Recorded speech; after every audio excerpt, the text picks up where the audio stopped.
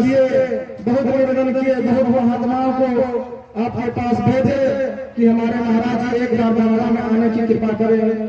हमारे अर्जुन बाबा भी कई बार हरिद्वार की नगरी ट्रेन से जाते रहे, आते रहे। आज वर्षों के बाद महाराज जी आप कृपा किए, हमारे ये अर्जुन बाबा अपने भगवान कृष्ण को मनाकर किसी तरह इस धरवा में ले आए। हमारे अर्जुन बाबा बड़े ही आपके प्रेमी हैं और बड़ा ही इनका हम लोगों से लगाव है। इसीलिए महाराज जी मैं यही कहते हुए मैं बहुत ही उदार हृदय से आपसे प्रार्थना करता हूँ, निवेदन करता हूँ, हर साल की भांति आप इसी तरह हमको दर्शन देने की कृपा करते रहेंगे। बोलिए श्री सद्गुरु महाराज की जय। श्री सद्गुरु महाराज की जय। नवयुवक संघ के कार्यकर्ता और युवक किसान प्रकाश कुमार मंडल बाबा जी को माल्यार्पण करेंगे। श्री सद्गुरु महाराज की जय।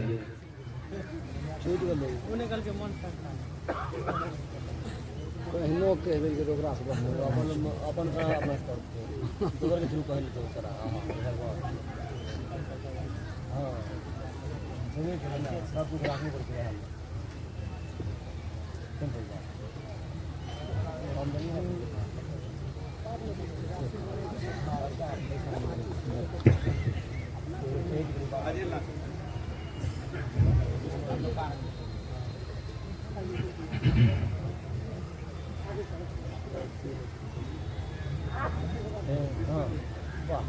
गलत वाला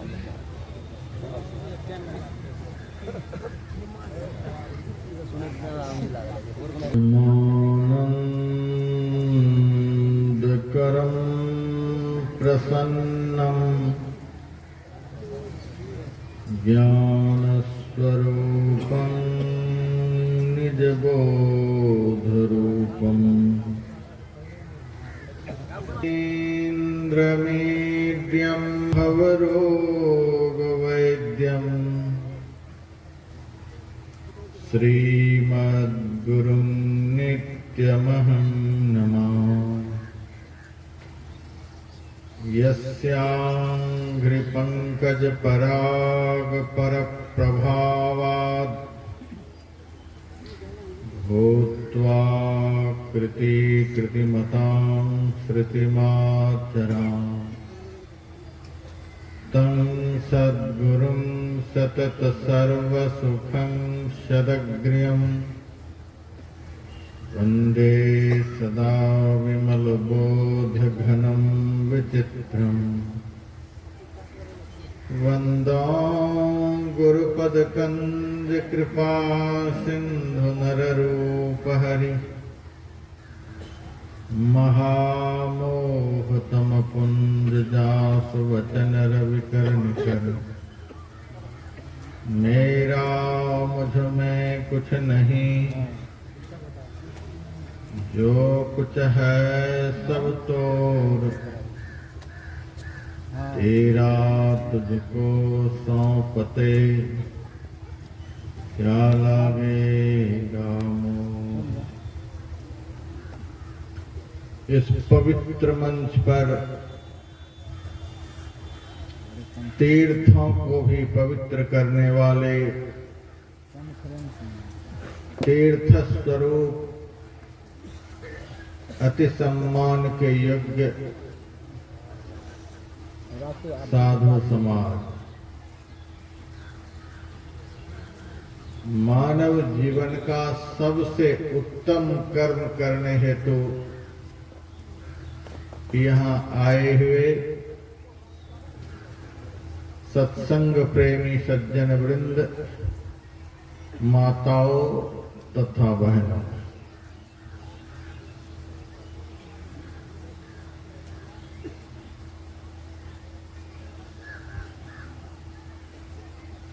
एक प्रवचन में गुरु महाराज ने कहने की कृपा की थी, चिट्ठी को लोग आधी मुलाकात कहते हैं।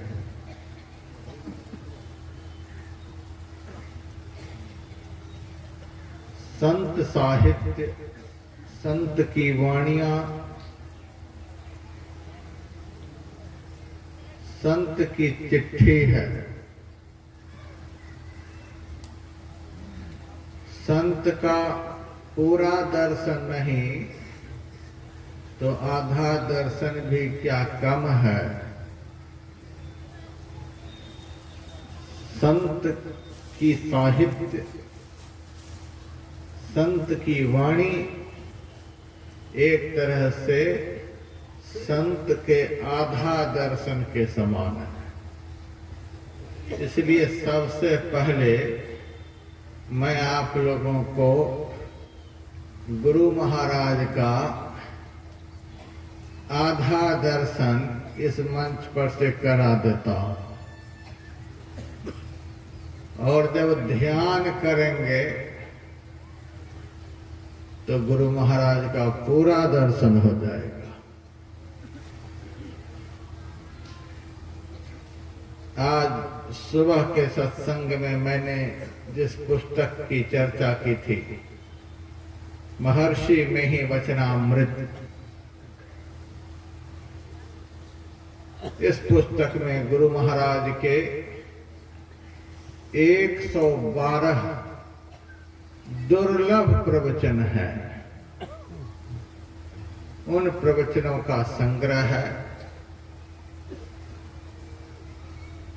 दिल्ली भारत की राजधानी है और राजधानी ट्रेन से ही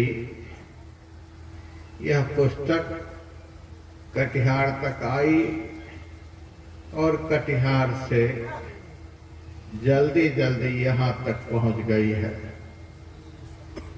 अभी कुछ देर पहले पहुंची है। पुस्तक का मूल्य तो कोई नहीं दे सकते हैं। कागज वगैरह में जो खर्च हुए हैं 350 रुपये, आधा दर्शन आप लोग कर लीजिए।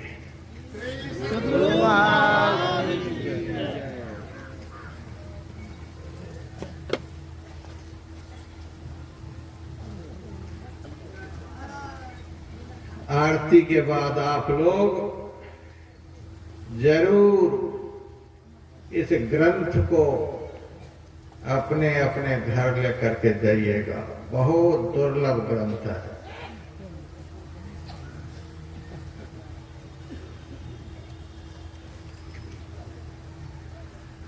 अभी गुरु महाराज के नियमानुसार संत तुलसीदास जी महाराज द्वारा रचित श्री रामचरितमानस ग्रंथ का पाठ करके आप लोगों को सुनाया गया। प्रसंग है अयोध्या कांड का। संवाद है भगवान श्री राम और वाल्मीकि मुनि का।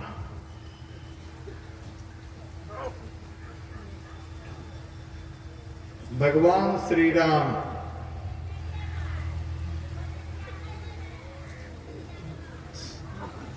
मानवीय लीला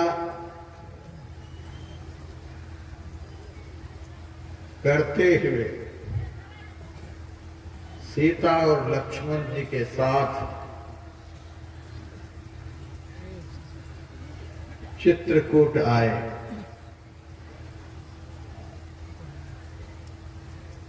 वहां वाल्मीकि मुनि का आश्रम था।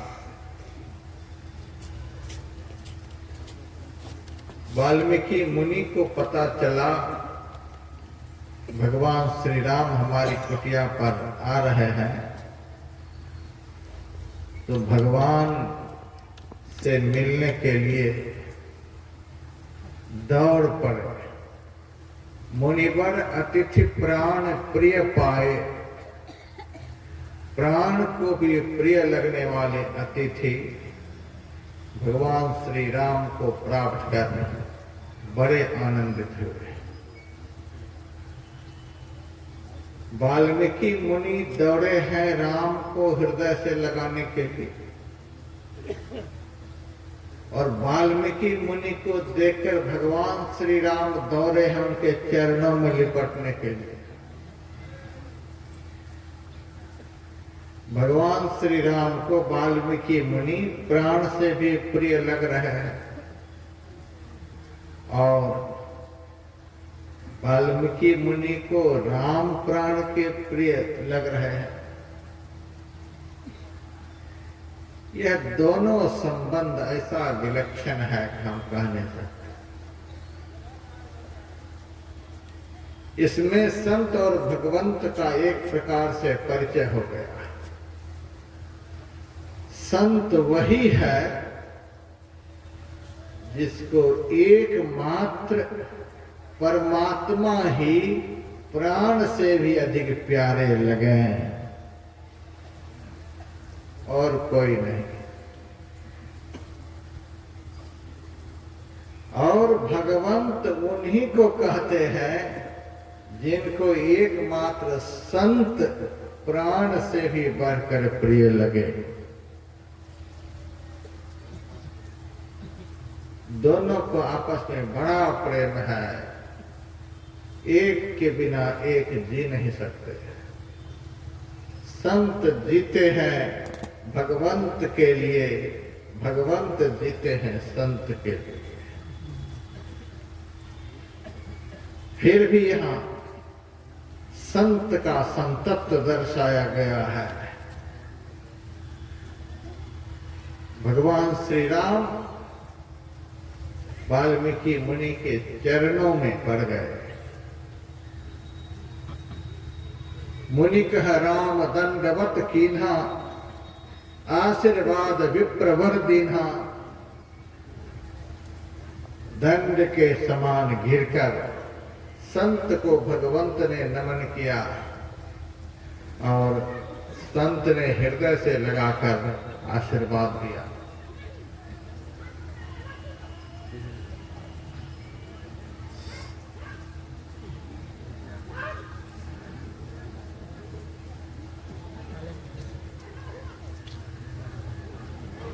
प्रणाम वगैरह हुआ।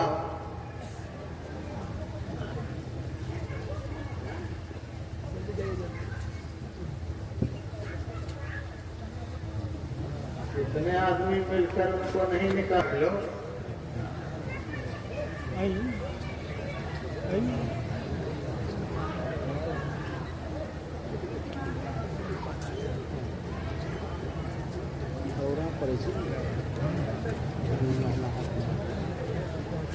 आप लोग बैठिए, माताएं थोड़ा सा दिमाग डिस्टर्ब है।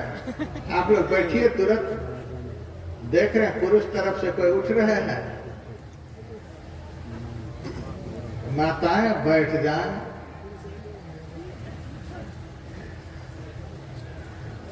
जब तक बीच में विघ्न नहीं आए तब तक यज्ञ निर्विघ्न नहीं होता है। महाराज की जय। थोड़ा विघ्न होना चाहिए तब निर्विघ्नता पूर्वक संपन्न होता है। यह सब होना चाहिए।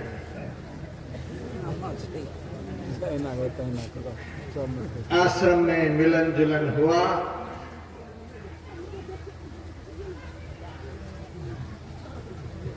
और भगवान श्री राम ने वाल्मीकि मुनि से पूछा है, महाराज मैं 14 साल के लिए वन में आया, आप वन में पहले से ही रह रहे हैं, जो जहां रहते हैं वहां के वातावरण का उनको पता होता है। आप कृपा कर बताइए मैं चित्रकूट में कहां रहूं जहां रहने से कोई विघ्न नहीं हो, कोई कष्ट नहीं हो, कोई बाधा नहीं हो, किसी भी प्रकार का उपद्रव नहीं हो, शांतिमय वातावरण हो। ऐसा स्थान संत को छोड़कर संसार में कौन बतला सकते हैं। जहां कोई उपद्रव नहीं हो, जहां कोई अमंगल नहीं हो, जहां कोई दुख नहीं हो, जहां कोई क्लेश नहीं हो, जहां कोई विपत्ति नहीं हो, ऐसा स्थान के विषय में संत को छोड़कर कौन बतला सकते हैं? क्योंकि संत जो होते हैं ऐसे स्थान पर ही निवास करते हैं। शांति, स्थिरता व निश्चलता को कहते हैं। शांति को जो प्राप्त कर लेते हैं संत कहलाते हैं।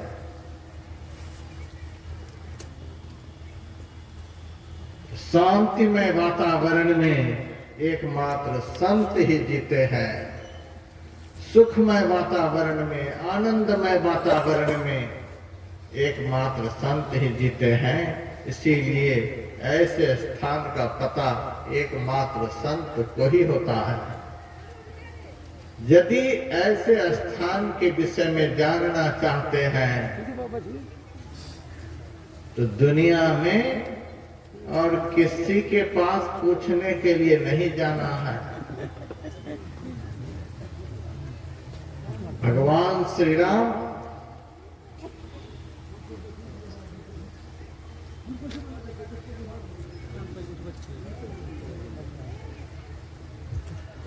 मनुष्य के रूप में आए हैं। बड़ी कृपा किए।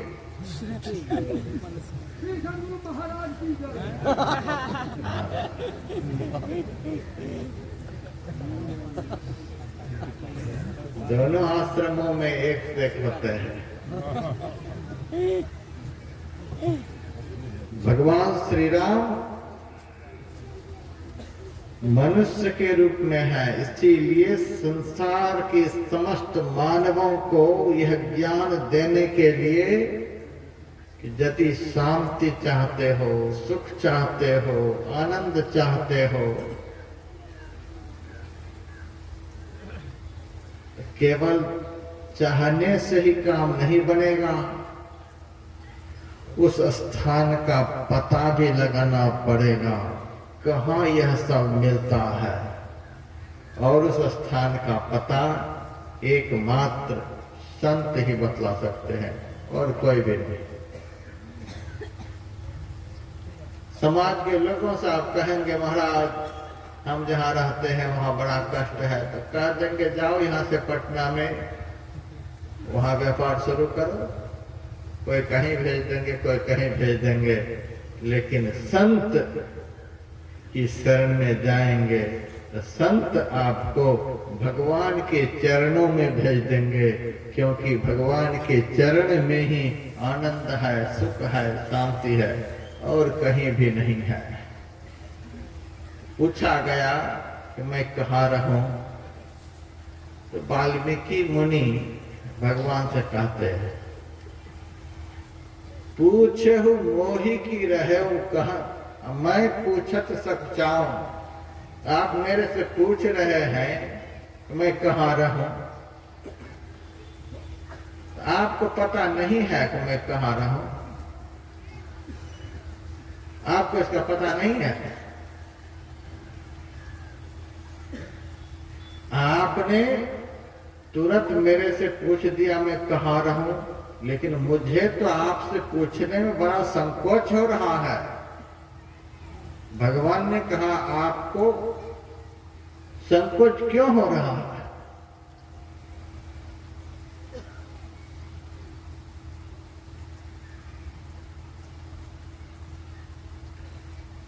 वाल्मीकि मुनि कहते हैं आप ऐसे अनजान आदमी की तरह पूछ रहे हैं, लेकिन अनजान तो आप हैं नहीं। सब कुछ जानते हुए अनजान बनकर पूछ रहे हैं, इसीलिए आपसे कुछ कहने सुनने में हमको बड़ा संकोच हो रहा है। क्या संकोच हो रहा है? वाल्मीकि मुनि ने कहा पहले आप मुझे यह बतला दीजिए कि आप कहाँ नहीं। जहाँ न हो तह देहु कहिए तुम ही दिखावो ठाव। आप कहाँ नहीं है वह स्थान हमको पहले बतला दीजिए, फिर मैं तुरंत बतला दूंगा, आप यहाँ पर रहिए।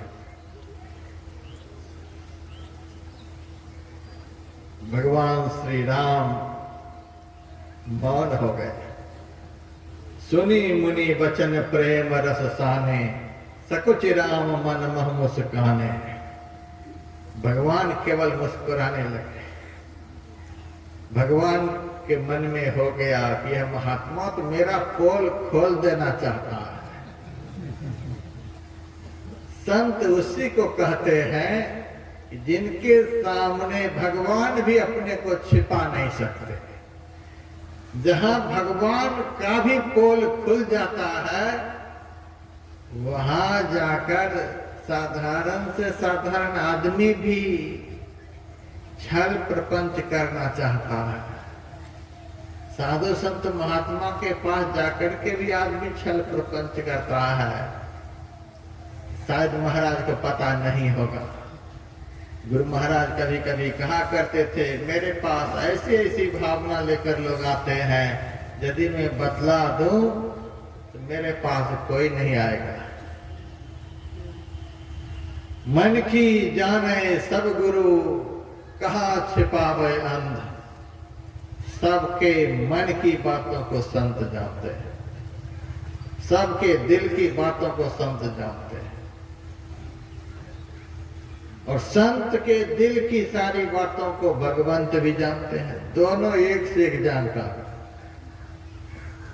वाल्मीकि मुनि ने कहा, आप बताइए आप कहां नहीं। आप लोग मन ही मन सोचते होंगे रामायण से कौन ऐसा प्रसंग उठा दिया है, या तो नया सा प्रसंग लग रहा। जितने सत्संगी भाई बहन हैं, सबका खर्च बचाने के लिए हमने यह प्रसंग उठाया। आप लोग दर्शन के नाम पर बहुत खर्च कर रहे हैं। कोई मथुरा जा रहे हैं, कोई वृंदावन जा रहे हैं, कोई अयोध्या जा रहे हैं, कोई हरिद्वार जा रहे हैं, कोई कहीं जा रहे हैं, कोई कहीं जा रहे हैं। दर्शन के लिए न जाने कहां से कहां लोग जा रहे हैं। गैर सत्संगी जाए तो कुछ बात समझ में आती है, लेकिन पहुंचे हुए संत सदगुरु के सदशिष्य भी यदि इधर उधर दर्शन के लिए जाए, यह बड़े दुख की बात है।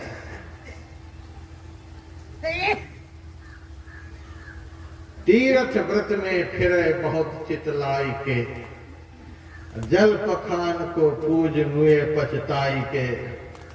वस्तु न बूझी जाए आपने हाथ में, अरे हाँ पलटू जो कुछ मिले से मिले संत के साथ में। महाराज की जय। और जावाली ऋषि कहते हैं, तीर्थे दाने जपे यज्ञे काष्ठे पाषाण के सदा, शिवम पश्यति मूढ़ात्मा शिवे देहे प्रतिष्ठिते। हम तो दुनिया घूमते हैं। एक बार हम सत्संग करने के लिए चले गए अमरनाथ। अमरनाथ गुफा से थोड़ा नीचे पंजाब का कुछ भक्त भंडारा वहां चलाता है। कहा महाराज भंडारा तो खूब चलता है, लेकिन सत्संग नहीं चलता है। इस बार हम लोग भंडारा चलाएंगे, आप वहां सत्संग चलाना। हमें अमरनाथ लेकर के चले गए। मैं वहां देखता रहा, सत्संग चल रहा है, लेकिन सत्संग सुनने वाला कोई नहीं। खूब जम करके भंडारे छक ले, खा ले और निकल जाए। दर्शन करने के लिए जाता था तो हंसता हुआ, खुश होता हुआ। जब दर्शन करके आता था तो इतना मुरझाया हुआ होता था कि आते ही सो जाता था। मैं पूछता, गया तो था हंसता हुआ, दर्शन करने के बाद मुरझा क्यों गया? तब कहता है, महाराज चलते चलते थक गए।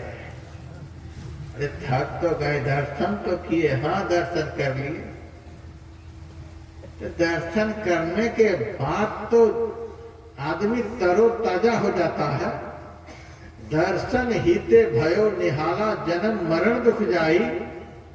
दर्शन होने के बाद तो आदमी निहाल हो जाता है, जन्म मरण का सारा दुख खत्म हो जाता है। और आप मुरझा गए। महाराज आप क्या से क्या कहते हो, चलो कोई बात नहीं। फिर वहां के सारे भक्तों ने कहा, महाराज एक दिन आप भी चलो। मैंने कहा मैं तो नहीं जाऊंगा, मैं हरिद्वार से चलकर अमरनाथ आ गया, यहाँ से थोड़ी दूर पर भगवान रहते हैं। तो हम इतनी दूर चलकर आए, अब भगवान शिव जी ऊपर से थोड़ा सा नीचे उतर कर मेरे पास नहीं आ सकते हैं। हम यहाँ कव्वाली गा रहे हैं। जिस चीज के लिए अयोध्या में जाकर श्री राम के सामने शिव जी ने भीख मांगी है, बार बार वर मांगू हर्ष देहु श्री रंग, पद सरोजन पायनी भगत सदा सत्संग। सत्संग की भीख शिव जी मांग रहे हैं, वह सत्संग हम कर रहे हैं। तो शिव जी यहां नहीं आएंगे। और यदि शिव जी सत्संग में नहीं आ सकते हैं तो व्यासानंद जी भी वहां नहीं जा सकते। जो देवता जो भगवान सत्संग से प्रेम नहीं करे, उस देवता उस भगवान से व्यासानंद प्रेम नहीं करता है। भगवान को आपने सुना संत के चरण में तो भगवान श्री राम पड़ गए। संत की इतनी महिमा, यहाँ सत्संग हो रहा है, शिव जी नहीं आएंगे। अब नहीं के नहीं गए। एक से मैंने पूछा, शिव जी का दर्शन हुआ? हाँ हुआ महाराज। किस रूप का दर्शन हुआ? लिंग के रूप में। लिंग के रूप में शिव जी है। किस चीज की लिंग है? का बर्फ की लिंग। कितनी बड़ी लिंग है महाराज? अभी तो 12 फुट की है। 12 फुट की है। और पहले 30 साल महाराज 18 फुट की बनी थी। तो 18 से 12 पर भगवान आ गए।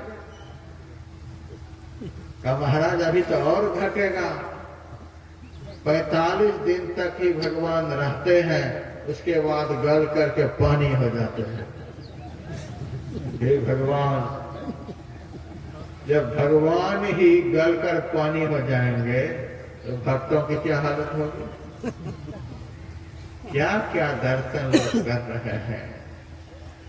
हंसते हुए जाते हैं, मुरझाए हुए आते हैं। हरिद्वार आश्रम पर भी बहुत भगत जाते हैं। महाराज अभी हम बद्रीनाथ से आ रहे हैं, 3 बार दर्शन करने के लिए हम गए बद्रीनाथ। एक बार के दर्शन से पेट नहीं भरा, फिर दूसरे साल भी गए, फिर तीसरे साल भी गए। क्या आदमी की तरह भगवान का दर्शन होता है कि बार बार जा करके दर्शन करो?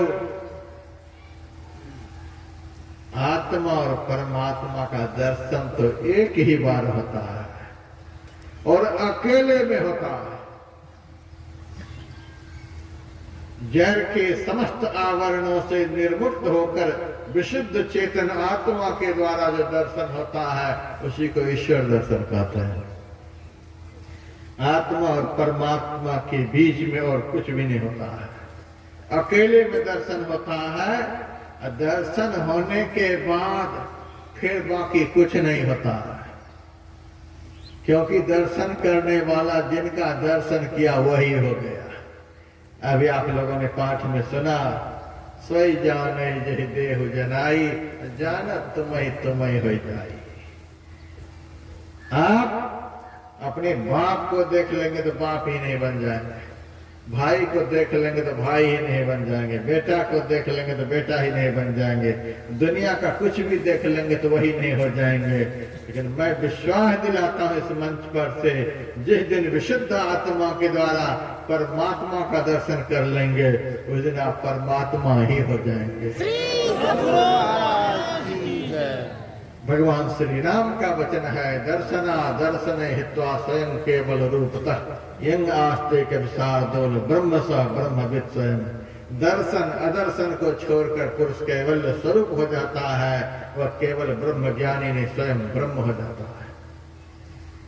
गई पूतली लोन की था समुंदर लेन, आपा गली पानी भई कौन कहे अब बैन।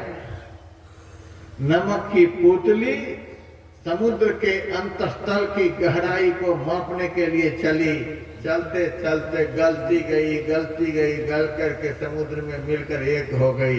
अब कौन बताए कि समुद्र में गहराई कितनी है। उसी तरह से सुनत लखत सुख लहत अद्भुति में ही प्रभु मिलते, अंतर ज्योति का दर्शन करता हुआ, अंतरनाद का श्रवण करता हुआ जिनकी ज्योति जिनकी ध्वनि उस परमात्मा में मिल जाता है, फिर वह बहुरी नहीं आवनो यही देश। कौन कहे अब बैन, परमात्मा कहे। जस कथिए तस होत नहीं, जस है तैसा सोच, कहत सुनत सुखो बुझे अर परमात्मा। बहुत जगह ऐसे ही दर्शन हो रहा है। मैं आप लोगों का पैसा बचाने के लिए प्रसंग छेड़ा है। इनका दर्शन करना है, वो है कहाँ कहाँ नहीं है। वाल्मीकि मुनि ने राम के सामने साफ कर दिया है मामला को, कहाँ नहीं है। आप बताइए कहाँ नहीं है। जन होता देह कही, आप कहाँ नहीं है बताइए, फिर मैं जगह बताता हूं। लोग पागल हो रहे हैं। कौ जात प्रयाग बनारस, कौ गया जगन्नाथ ही धावे, कौ मथुरा बद्री हरिद्वार, कौ गंगा कुरुक्षेत्र नहावे, कौ पुष्कर वह पंच तीरथ दौरी दौरी द्वारिका आवे। सुंदर वित्त गड़ियो घर माहस, बाहर ढोरत क्यों करी पावे। लगभग 30 साल पहले की बात है। ऋषिकेश से आगे गंगा के किनारे में एक गुफा बना करके रहता था। गुफा से ऊपर होकर के एक रास्ता जाता था नीलकंठ महादेव के यहाँ। बहुत लोग सावन के महीने में कांवर लेकर के जाते थे। संयोग से एक दिन मैं बाहर निकला था, ऊपर के रास्ते पर घूम रहा था, तो एक कांवर वाले से मैंने पूछा कहाँ जा रहे हो। शिव जी को जल चढ़ाने के लिए। कहाँ से आ रहे हो? हरियाणा से आ रहा हूं। किस गांव से आ रहे हो? गांव का नाम बता दिया, गन्नौर से। मैंने कहा तुम्हारे गांव में शिव जी का मंदिर नहीं है? कहा मंदिर तो हमारे गांव में भी है। तो जब गांव में मंदिर है, तुम्हारे गांव के मंदिर में शिव जी नहीं है? तो शिव जी तो हमारे गांव के मंदिर में भी है। तो वहां जल चढ़ा देता तो शिव जी को जल नहीं क्या चढ़ता? यहां भी इतनी दूर चल करके आए हो, लगता है शिव जी 10-20 हैं। बहुत शिव जी हैं। नहीं नहीं महाराज, शिव जी बहुत कैसे हो? कितने शिव जी हैं? शिव जी तो एक ही है। शिव जी एक ही हैं। हाँ, लगता है तुम्हारे गांव के मंदिर में मुर्दा शिव होगा। और यहाँ नीलकंठ में जिंदा शिव जी है। नहीं नहीं महाराज, शिव जी काहे के लिए मरेंगे, शिव जी तो जिंदा ही है। लगता है कि तुम्हारे गांव के मंदिर में छोटा शिव होगा, यहाँ बड़ा शिव। महाराज आप क्या से क्या कह रहे हो? मैंने कहा तुम्हारे जैसे पागल को तो हम यही सब कहेंगे। क्या स्तुति करोगे शिव जी के मंदिर में जाकर? नमामि समीशान निर्वाण रूपम विभुम व्यापकम ब्रह्म वेद स्वरूपम निजं निर्गुणं निर्विकल्पम निरीहम चिदाकाशमाकाश वासम भजेहम। भगवान शिव तो सर्वव्यापक है, एक है, इंद्रियातीत है। तो क्या तुम्हारे गांव के मंदिर में शिव जी नहीं है? गोस्वामी लक्ष्मीनाथ परमहंस की वाणी में तीरथ तीरथ भटकत मूरत मूर्ति जल दर्शाया है, लक्ष्मी पति जहान आन्हरो परमेश्वर पार लगाया है। दुनिया भटक रही है दर्शन के लिए, यहाँ दर्शन होगा, वहां दर्शन होगा, वहां जाने से दर्शन होगा। इसीलिए मैं बड़े बड़े तीर्थों में जाकर ध्यान शिविर लगाया। हम अपने सत्संगियों को तो कम से कम कंट्रोल में रखेंगे, लेकिन हमारे सत्संगी अब कंट्रोल से बाहर जा रहे हैं। अब हमारे सत्संगी भी कंट्रोल से बाहर जा रहे हैं। शिविर में चले तो आते हैं, लेकिन ध्यान के बाद सत्संग के बाद खा पी करके गायब हो जाते हैं। आने पर पूछता हूं कहाँ गए थे? उस मंदिर में गए थे, उस मंदिर में गए थे, वहां गए थे, वहां गए थे। अब क्या कहा जाए? कहे कबीर सुनो हो गोरख, यह संतन नहीं भावे, पढ़ा गुना जो पंडित भूले, वाकों को समझावे। इतना ज्ञान सिखाने के बाद भी यदि संत मत के सत्संगी, आज जितिया है तो कल चरचंडा है तो परसों चतुर्दशी है तो नरसों शिवरात्रि का उपवास है तो ये है तो वो है। पढ़ा लिखा जो पंडित बोले वाकों को समझा। वहां जाओ दर्शन के लिए, वहां जाओ दर्शन के लिए। इसीलिए हर तीर्थ में हम जाकर के बतलाते हैं कि दर्शन कहाँ होता है। चला गया एक बार मैं द्वारकापुरी धर्मशाला बुक कराने के लिए। हमारे साथ में 8 लोग और थे। उन्होंने कहा महाराज जब यहाँ आ गए हैं तो पुरी का दर्शन कर ही लेते हैं, जगन्नाथ भगवान का दर्शन कर लेते हैं। बहुत धूम मचाया तो हम चले गए। जाते ही तो पंडव ने घेर ही लिया और मेरे से कहने लगा महाराज आ जाओ हम आपको दर्शन कराते हैं, हम आपको दर्शन कराते हैं। मेरे मन में हुआ हम तो दुनिया को दर्शन कराते हैं और ये मेरे पीछे पड़ गए, ये मुझे दर्शन कराएगा। अच्छा चलो कराओ दर्शन। महाराज आदमी पर 5000 लगेंगे, आदमी पर 5000 लगेंगे। मैंने कहा हमें तो ऐसा भगवान चाहिए जिस भगवान ने फोकट में फ्री में सबरी को दर्शन दिया, गजराज को दर्शन दिया, प्रहलाद जी को दर्शन दिया, ध्रुव को दर्शन दिया, मीरा को दर्शन दिया, नरसिंह मेहता को दर्शन दिया, हमारे सदगुरुदेव महर्षि मेही को दर्शन दिया। क्या पैसे से दर्शन दिया? हमें तो बिना पैसा वाला भगवान चाहिए जो फ्री में दर्शन दे। फ्री वाला भगवान ही लगता है कि असली भगवान है।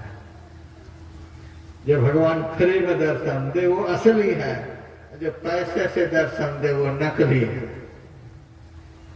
जो फ्री में समाज को ज्ञान बांटे वो असली संत है, और जो पैसे से समाज को ज्ञान बांटे वो नकली संत है। महाराज हम तो फ्री वाला भगवान चाहते हैं, क्योंकि हम भागवत की कथा सुनाते हैं, सुनते हैं। त्वाम अकिंचन गोचरम, माता कुंती ने भगवान कृष्ण के लिए कही है, त्वाम अकिंचन गोचरम। हे कृष्ण, तुम्हारा दर्शन तो वही करता है जो अकिंचन होता है। अकिंचन का अर्थ जिनके अंदर में परमात्मा दर्शन की इच्छा को छोड़कर और कोई इच्छाएं नहीं रहती है, जिनके पास परमात्मा भक्ति रूपी धन को छोड़कर संसार का कोई धन नहीं होता है, ऐसे अकिंचन को शाश्वत परमात्मा का साक्षात्कार होता है। मेरे से कहा, महाराज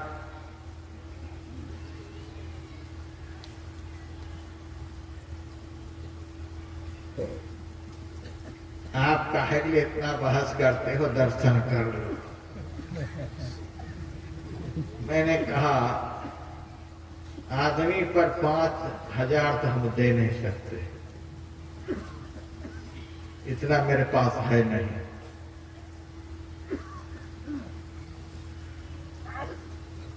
मंच पर आ जाइए, फव्वारा क्या देख रहे हैं?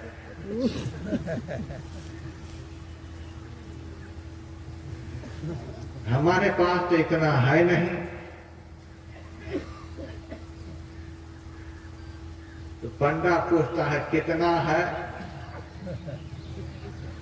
मैंने कहा 500 रुपए में यदि सबको दर्शन करा सकते हो तो हम दे देंगे। तब कहता है, चलो महाराज। आखिर में 500 पर राजी हो गया। 9 आदमी को दर्शन कराने के लिए 500 में तैयार हो गया। हम जेब से निकालने ही वाले थे, तब तक एक आदमी मेरे परिचय का वहां आ गया। उन्होंने कहा, महाराज आप यहाँ हैं? कहा, पंडा के चक्कर में ही दर्शन कराएगा, अभी 500 रुपए 9 आदमी को दर्शन कराएगा। अरे महाराज, भगवान तो वही है, देख नहीं रहे? वही तो भगवान है, ये क्या दर्शन कराएगा? जेब से जब पैसा निकाल रहे थे, फिर से जेब में ही रख लिए। पंडा कहता है, अरे मूर्ख, तू कहां से बीच में आ गया? अब तो 500 भी नहीं मिलेगा। महाराज दे दो, जब निकाल ही रहे थे तो दे दो। कैसे दे दो? जब दर्शन कर ही लिए तो फिर दूं क्यों? वहां पर नीम की लकड़ी के भगवान है। लोग जा रहे दर्शन कर। हम खंडन मंडन नहीं करते, यह जरूर कहते हैं कि भगवान सब जगह, जहां न हो तह देहु कही, तुम्हें देखा उठा। और हमारे गुरुदेव ने भी कहा, सब में व्यापक सब ते न्यारा। सब जगह है, सब में व्यापक, सब जगह है। आप लोगों को 1 पैसा खर्च नहीं करना है। दर्शन के लिए कहीं भी जाकर 1 पैसा खर्च नहीं करना है। और आप लोगों को दर्शन करने के लिए बाहर में कहीं भी नहीं जाना, न कहीं जाकर खर्च करना है, न कहीं जाना है। आप कहेंगे फिर दर्शन कैसे होगा, कहाँ होगा?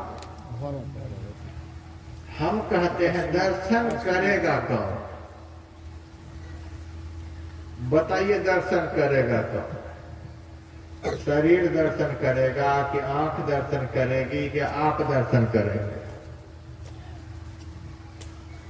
यह तो कहना ही पड़ेगा, दर्शन तो हम करेंगे।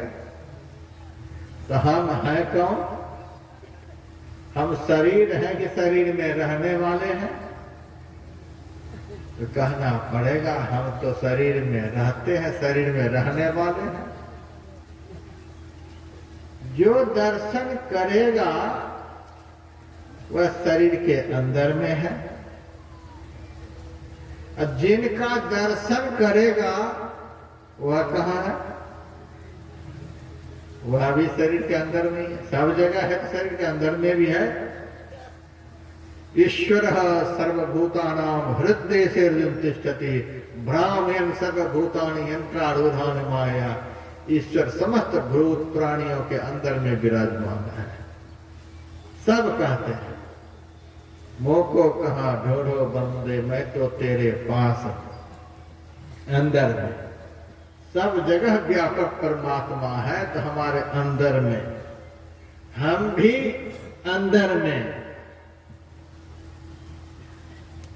तो दर्शन के लिए जो जाएंगे वह रास्ता कहाँ होगा?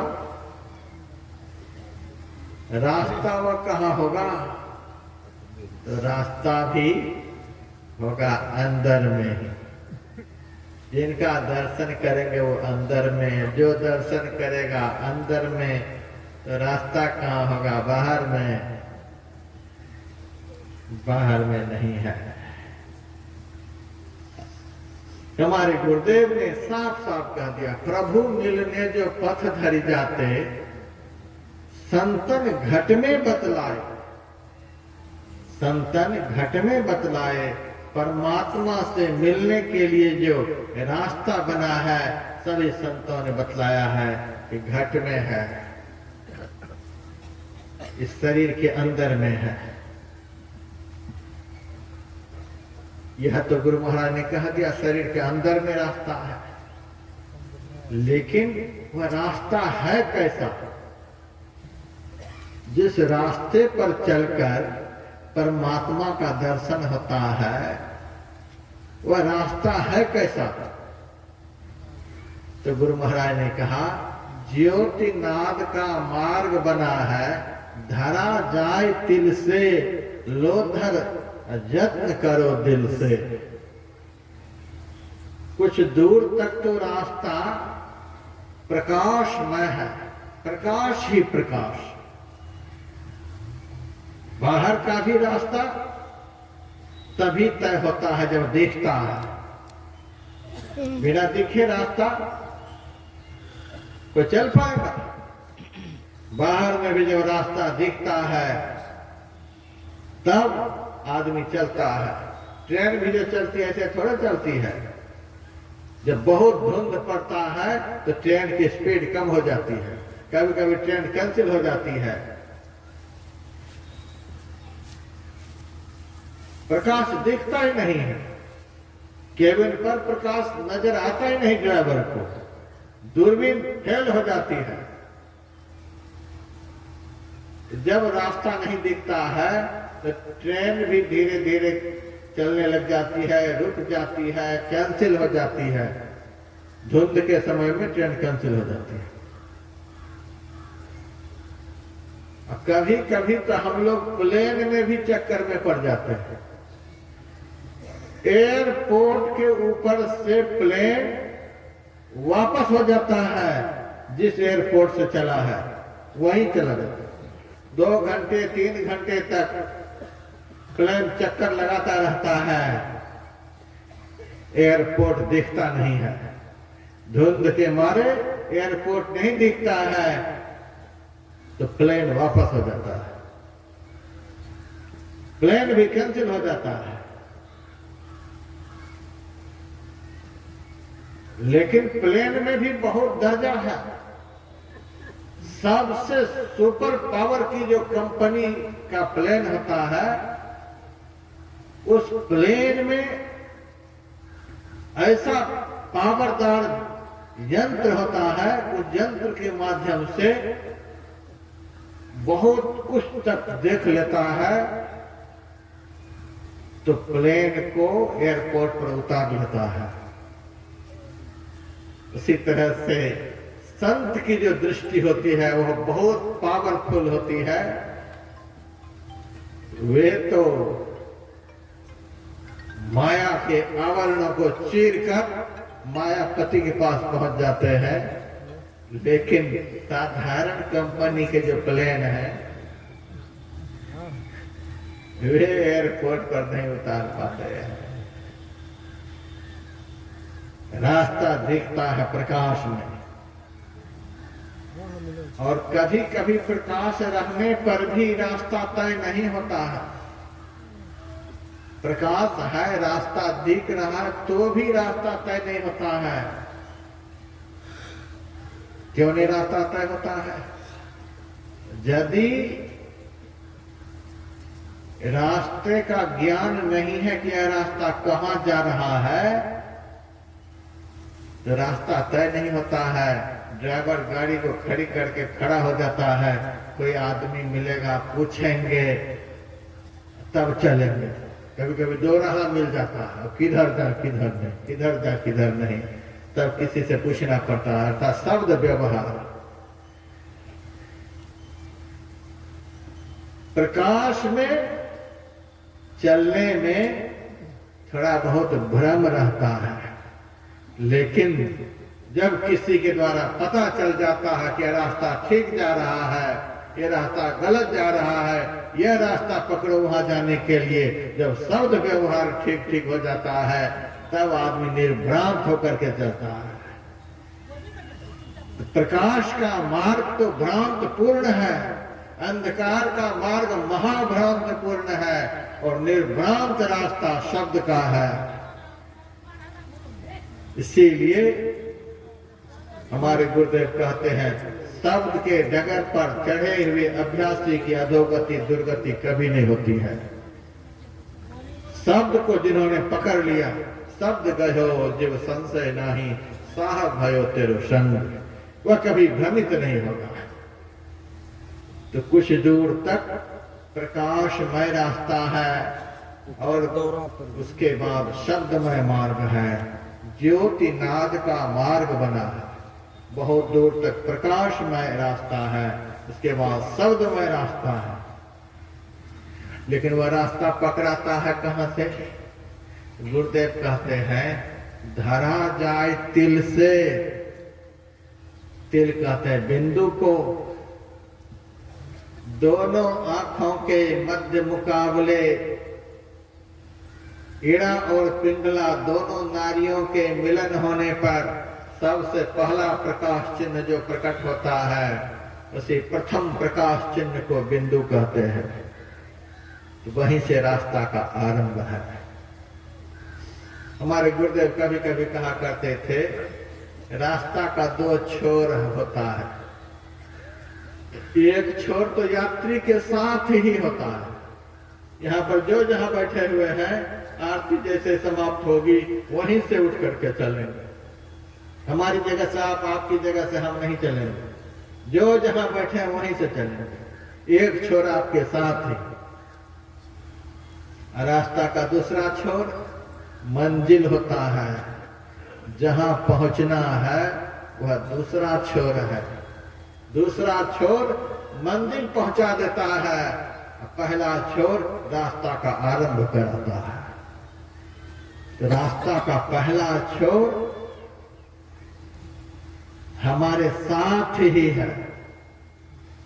हम जहां हैं वहीं से रास्ता का पहला छोर है। हम कहां हैं? हम कहां हैं? बिंदु मध्य च जीवात्मा सूक्ष्म रूपेण वर्तते। आत्मा बिंदु के मध्य में निवास करता है। दृष्टि के दोनों धाराओं के मिलन होने पर जो पहला प्रकाश चिन्ह प्रकट होता है, उसको बिंदु कहते हैं, और उसी बिंदु के मध्य में जीव का निवास होता है। वहीं से रास्ता का आरंभ है। तो रास्ता किस तरह का है? जैसे जमीन पर चलते हैं, अंधाधुंध भागते चलते, ऐसा है? नहीं नहीं, यह हवाई सफर है। मेरा मन मानी सूरत शैल आसमानी। मीरा से किसी ने पूछा कि मीरा, हम लोग तो दिन रात भजन करते रहते हैं, मन मानता ही नहीं, तुम्हारा मन कैसे मान गया? मीरा कहती है, हमने अपने मन को आसमानी सफर कराया। बहुत दिनों से ये घर में रहते रहते आदमी बोर हो जाता है, तो कहता है चलो आज घूम आते हैं। एक जगह रहते रहते आदमी बोर हो जाता है, चलो घूम आते हैं। पैसे वाले लोग लंदन चले जाते हैं, सिंगापुर चले जाते हैं, न जाने कहाँ से कहाँ चले जाते हैं, गोवा चले जाते हैं, बेंगलुरु घुमाते हैं। जिनके पास ऐसी व्यवस्था होती है वो आदमी घूमने के लिए दूर निकल जाते हैं। मन बहलाव हो जाता है, बोरपन खत्म हो जाता है। 9 द्वारों के अंदर अंधकार में रहते रहते जीव बोर हो गया। 9 द्वारों के अंदर अंधकार में रहते रहते हमारा मन भी बोर हो गया। संसार के विषय भोगों में चक्कर लगाते लगाते हमारा मन बोर हो गया है। इसीलिए हमारा मन छटपटाता रहता है। लोग कहते मन स्थिर नहीं होता, मन स्थिर नहीं होता। मन स्थिर काहे के लिए होगा? मन तो बोर हो गया है। मन चाहता है कोई ऐसी जगह जाए जहां कभी नहीं गए, कोई नया शहर देखना चाहता है। हमारा मन कोई नया शहर देखना चाहता है। संत पलटू साहब की वाणी में, अर्ध उर्ध के बीच बसा एक शहर है, बीच शहर में बाग, बाग में लहर है, सुन आकाश में उठे फुहारा शब्द का, अरे हारे पलटू अंतर धस के देख तमाशा भवन का। यह मन जो है बोर हो रहा है 9 द्वारों में रहते रहते, अंधकार में रहते रहते, टट्टी पेशाब के कारखाना में सड़ते सड़ते यह मन और यह जीव बोर बोर हो रहा है। चीनी का बोर नहीं समझे, यह बोर हो रहा है, एकदम दुर्गति को प्राप्त हो रहा है। यह कोई नया सफर चाहता है। नया सफर जब कराएंगे तो मन खुश हो जाएगा। कल मैंने बतलाया था घर मुहा घोड़ा के विषय में। जब घोड़ा अपने घर की तरफ चलता है तो उतनी ही दूरी को आधे से भी कम समय में दौड़ करके तय कर लेता है। जब घर के विपरीत दिशा में घोड़ा को दौड़ाया जाता है तो डबल टाइम लगता है, फिर भी कितना चाबुक देना पड़ता है। उसी तरह से 9 द्वारों की तरफ चलने में तो मन कतराता है, छटपटाता है, आकुल व्याकुल होता है। ऐसी मन को जब 10वां द्वार में चलाया जाता है तो घर मुहा हो जाता है। चलत पंथ सुख होत महा है जहां अजर झरते। अपने घर की तरफ जाने में तो मजा आता ही है। जिस शहर में कभी नहीं गए हैं, खूब नाम सुने हैं, उस शहर में जाने में तो आनंद आता ही है। मीरा से कहा गया कि तुम्हारा मन कैसे मान गया? मीरा कहती है, मीरा मन मानी सुरत शैल आसमानी। मैंने अपने मन को आसमानी सफर कराया। सैर किसको कहते हैं? भ्रमण करने को, घूमने को, एक जगह से दूसरी जगह जाने का नाम ही सैर करना है। हम सुबह सैर करने के लिए गए। प्रकाश जी के घर से चले और गुरु महाराज का जहां आश्रम है सिरलेगढ़ धरहरा, वहां चले गए। एक जगह से दूसरी जगह जाने का नाम ही सैर कहलाता है, भ्रमण कहलाता है। और एक ही जगह पर घूमते रहने का नाम चक्कर कहलाता है। अरे क्या एक ही घर में चक्कर काट रहा है? जहां दिन रात रह रहे हैं वहीं पर चलते फिरते रहे, वहीं पर चलते फिरते, उसको चक्कर कहते हैं। 84 लाख जोनियों का चक्कर होता है। अनादिकाल से इस चक्कर में पड़े हुए, उसी में घूम रहे, उसी में घूम रहे। यह चक्कर है 9 द्वारों के अंदर, 5 विषयों के बाजार के अंदर जीव को घूमते रहना, इसको तो चक्कर कहते हैं। जब 9 द्वार से 10वां द्वार का सफर होता है उसको सैर कहते हैं। मेरा मन मानी सुरत सैर आसमानी, एक जगह से दूसरी जगह आसमानी सफर कराएंगे। इसका मतलब क्या हुआ? एक आसमान से दूसरे आसमान में मन को लेकर के गया। अभी किस आसमान में है? जिस आसमान में अभी हम लोग हैं, इस आसमान का नाम है स्थूलाकाश। 5 आसमान है, 5 आसमान है। आकाशम पराकाशम महाकाशम सूर्याकाशम परमाकाशम। एक आकाश से दूसरे आकाश का विस्तार 100 करोड़ गुना अधिक है। अभी हम लोग आंख बंद करते हैं, सामने क्या दिखता है? स्थूलाकाश। इसका इससे 100 करोड़ गुना अधिक विस्तार सूक्ष्माकाश का है, पराकाश का है। उससे 100 करोड़ गुना अधिक विस्तार सूर्याकाश का है। उससे 100 करोड़ गुना अधिक विस्तार महाकाश का है। उससे भी 100 करोड़ गुना अधिक विस्तार परमाकाश का है।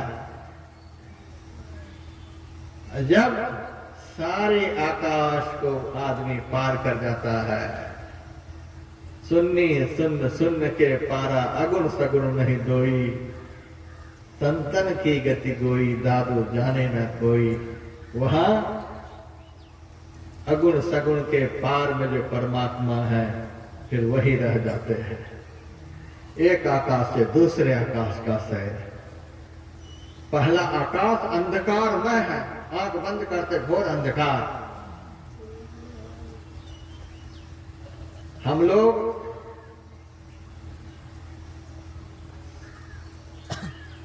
कभी कभी जब फ्लाइट से चलते हैं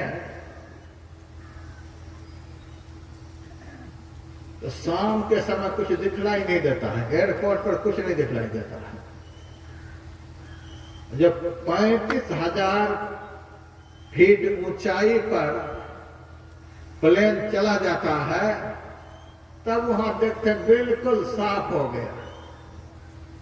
एयरपोर्ट पर कुछ नहीं सूझ रहा था, एकदम बिजली बत्ती जल रही है, अंधेरा। और वहां 35,000 फीट की ऊंचाई पर जब प्लेन पहुंचता है, तब बिल्कुल साफ नजर आता है। जैसे जैसे ऊंचाई की ओर बढ़ते जाएंगे, वैसे वैसे आसमान साफ होता जाएगा, साफ होता जाएगा। स्थूलाकाश से ज्यादा साफ सूक्ष्माकाश है। पिंड ब्रह्मांड का चित्र आप लोग देखिएगा। स्थूलाकाश घोर अंधकार, उसमें काला रंग से पुता हुआ होता है।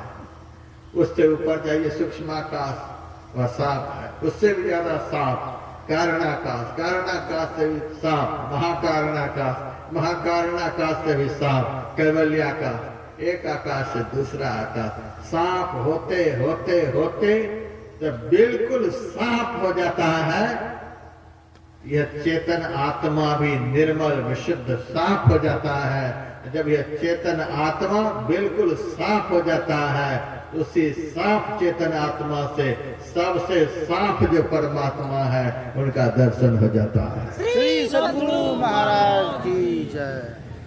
ये आसमानी सफर है, मेरा मन मानी सुरत शैल आसमानी। आसमानी सफर करना पड़ेगा। तो कहां से यह सफर शुरू? ज्योतिनाद का मार्ग बना है, धरा जाए तिल से, तिल कहते बिंदु से सफर शुरू। मानस जाप और मानस ध्यान जो करते हैं, यह सफर की तैयारी है। आप लोग यही समझिए कि यह सफर की तैयारी है।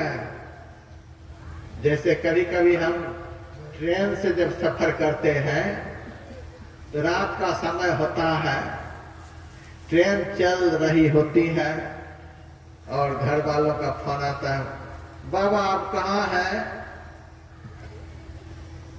तो ट्रेन चल रही है, ट्रेन में है, लेकिन जवाब क्या देते हैं? पता नहीं कहाँ है। अंधकार में जब चलता है आदमी, तो पता ही नहीं चलता कि कहाँ चल रहा है। यदि दिन होता तो तुरंत बता देता इस स्टेशन पर है, यहां से भी निकले हैं।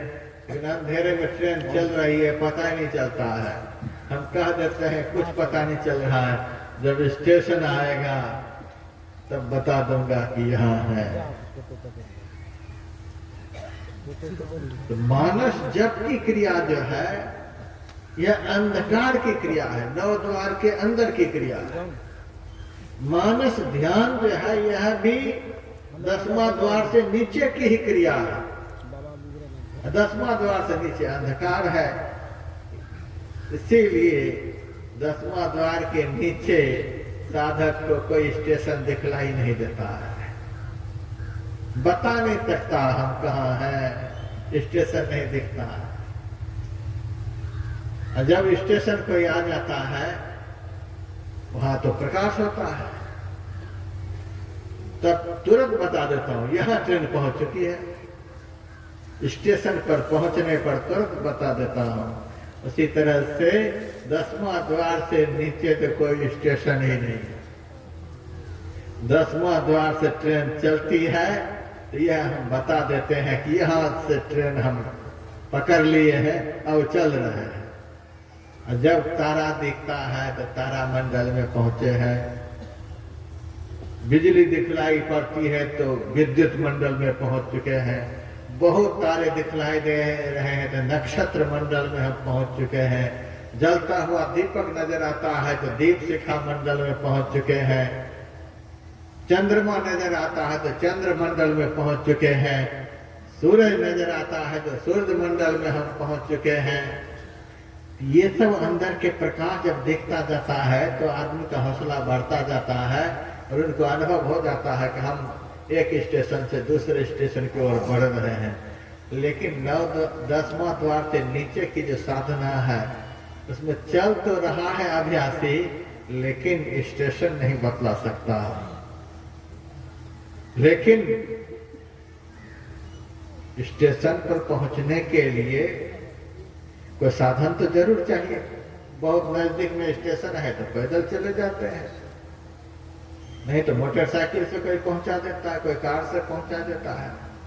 ट्रेन पकड़ने के लिए तो आपको कोई संसाधन बनाना ही पड़ेगा। उसी तरह से 10वां द्वार में जाने के लिए 10वां द्वार ही अंदर के रास्ते का आरंभिक स्टेशन है।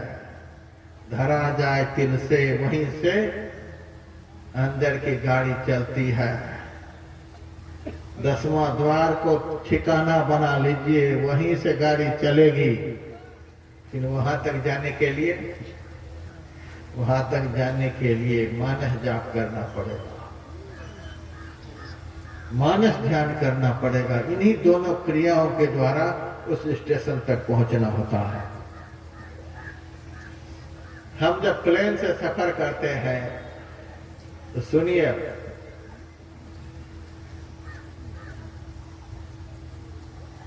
प्लेन में जाकर के बैठ जाते हैं और बैठते ही प्लेन उड़ नहीं जाता है, बहुत देर तक तो बैठना ही पड़ता है। प्लेन में बैठते ही प्लेन उड़ नहीं जाता है, बहुत देर के बाद 15 मिनट, 20 मिनट, आधा घंटा भी लग जाता है। तब रनवे एयरपोर्ट पर बहुत देर तक रोड पर प्लेन चलता रहता है, धीरे धीरे रनवे पर चलता रहता है, धीरे धीरे धीरे धीरे धीरे धीरे स्पीड बनाता है। उसके बाद और स्पीड बढ़ जाती है, स्पीड बढ़ाते बढ़ाते बढ़ाते बढ़ाते रनवे पर, पहले जमीन पर ही स्पीड को बढ़ाया जाता है। स्पीड बढ़ाते बढ़ाते खूब स्पीड में प्लेन जब आ जाता है तो रनवे पर, एयरपोर्ट के अंदर रनवे पर एक निश्चित पॉइंट होता है, उसी निश्चित पॉइंट पर से प्लेन ऊपर उड़ जाता है। ये मानस जाप जो है यह सूरत रूपी प्लेन को स्पीड बढ़ाने वाली क्रिया है। मानस जाप जो करते हैं, जो सुबह में बतलाया गया था, इस क्रिया के माध्यम से हम 10वां द्वार की तरफ जाने के लिए स्पीड बना रहे हैं। ये जाप करना स्पीड बनाना है और गुरु महाराज के संपूर्ण रूप का ध्यान करना, समझिए स्पीड और अधिक बढ़ गई।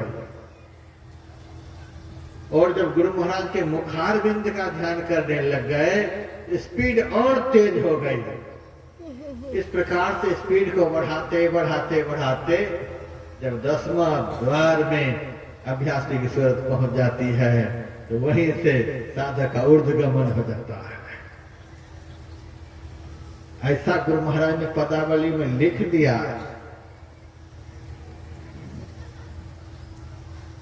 ऐसा पदावली में गुरु महाराज ने लिख दिया है, मन तुम बसो तीसरो नैना मह, अतः से चल दीजो रे, स्थूल नैन निज दृष्टि, स्थूल नैन निज धार दृष्टि दो, सन्मुख जोड़ो रे।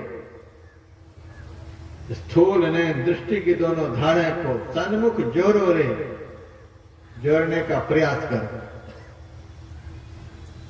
और जोड़ते ही तुरंत नहीं उड़ जाएंगे, जोरी जकरी, कुछ देर तक जुड़ करके भी रहे। बहुत साधक कहते महाराज ध्यान लगाते हैं, लगता है चिंगारी उड़ी फिर गायब हो गया, चिंगारी उड़ी गायब हो गया। जैसे दो पत्थर को आपस में टकराते हैं तो चिंगारी उड़ती है, और चिंगारी ज्यादा देर तक ठहरती नहीं। उसी तरह से दृष्टि दोनों मिली और फिर अलग हो गई, मिली अलग हो गई। वह चिंगारी की तरह प्रकाश दिखलाई देता है, स्थिर प्रकाश नजर नहीं आता है। इसीलिए जकरी शब्द का प्रयोग हुआ, जोरी जकरी सुषमन में बैठो। जैसे सुषमना में प्रवेश होगा तो गगन उड़ी जो, तन संग त्याग त्याग उड़ लीजो, स्थूलाकाश से सूक्ष्माकाश, सूक्ष्माकाश से कारणाकाश। गुरु महाराज बोल, तन संग त्याग त्याग उड़ लीजो, धार धरी जो रे। अब शब्द की धार पकड़ लो, मैं ही चेतन ज्योत शब्द की सो पकड़ी जो रे, मन तुम बसो तीसरो नैना मह, कहां से चल दी जो रे। तो हम लोगों को उड़ना है, लेकिन शरीर को लेकर नहीं उड़ना है। कुछ दूर तक मन को साथ में लेकर के उड़ना होता है। मन सह चेतन धार सूरत ही केवल बैठ सके जामे, जय हो गमन छुटत पिंड ब्रह्मांड खंड सुधि हो जामे। कुछ दूर तक मन के साथ सूक्ष्माकाश में जाना होता है। कुछ दूर कहां तक? स्थूलाकाश से सूक्ष्माकाश, सूक्ष्माकाश से कारणाकाश, कारणाकाश से महाकारणाकाश। जड़ मंडल का जहां अंत होता है, वहीं साम्यावस्था धारणी जड़ात्मिका मूल प्रकृति में जाकर मन का लय हो जाता है, मन समाप्त हो गया। क्योंकि जड़ मंडल के केंद्र से ही मन की उत्पत्ति हुई है। हमारे गुरु महाराज की वाणी में सत्संग योग चौथा भाग में है, मन कारण मंडल तक जाता है। कारण की खानी को ही महाकारण कहते हैं। तो मन साम्यावस्था धारणी जड़ात्मिका मूल प्रकृति में जाकर के विलीन हो जाता है। वहां से प्राण पुरुष आगे चले सोई कर्त बखाना हो, वहां से चेतन पुरुष चलता है। जड़ रहित चेतन वहां से चलता है। किसके सहारे? जड़ मंडल के केंद्र तक अनहद ध्वन्यात्मक नाद के सहारे, अंतर ज्योति के सहारे, मन के सहारे चेतन चलता है। और जड़ मंडल के केंद्र को पार कर जाने के बाद विशुद्ध चेतन शब्द के सहारे चलता है। विशुद्ध चेतन शब्द कौन सा है? वही सार शब्द है, वही प्रणव है, वही ओंकार है, वही उद्गीत है। उसी चेतन शब्द के सहारे यह चेतन आत्मा चलता है। सार शब्द ध्वनि संग सूरत हो अकह में लीनी। सार शब्द के साथ सूरत चली, चलती हुई कहां गई? अकह में लीन हो गई। अकह का मतलब जिसके विषय में हम कह नहीं सकते।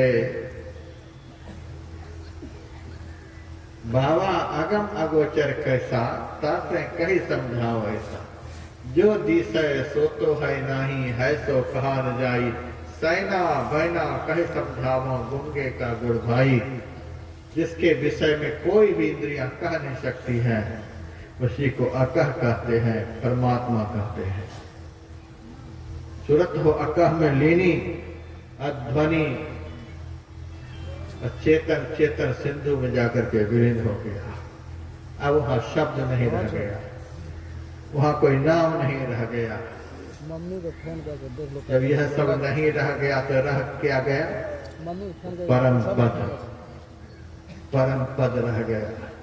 परम पद घर के चिल्ला के सबसे बड़ा पद, सबसे श्रेष्ठ पद, जिस पद के साथ परम विशेषण लगा हुआ है वह परम पद। उस पद को यह चेतन प्राप्त कर लेता है। क्या हो जाता है? उस पद को प्राप्त कर लेने के बाद परम विशेषण क्यों लगा हुआ है? जिस पद को प्राप्त कर लेने के बाद उस पद से कभी च्युत नहीं होना पड़े, उतरना नहीं पड़े। इसीलिए आप लोग देखिएगा, प्रधानमंत्री 5 साल तक कुर्सी पर रहते हैं। जब कुर्सी हिल जाती है, सत्ता छूट जाती है,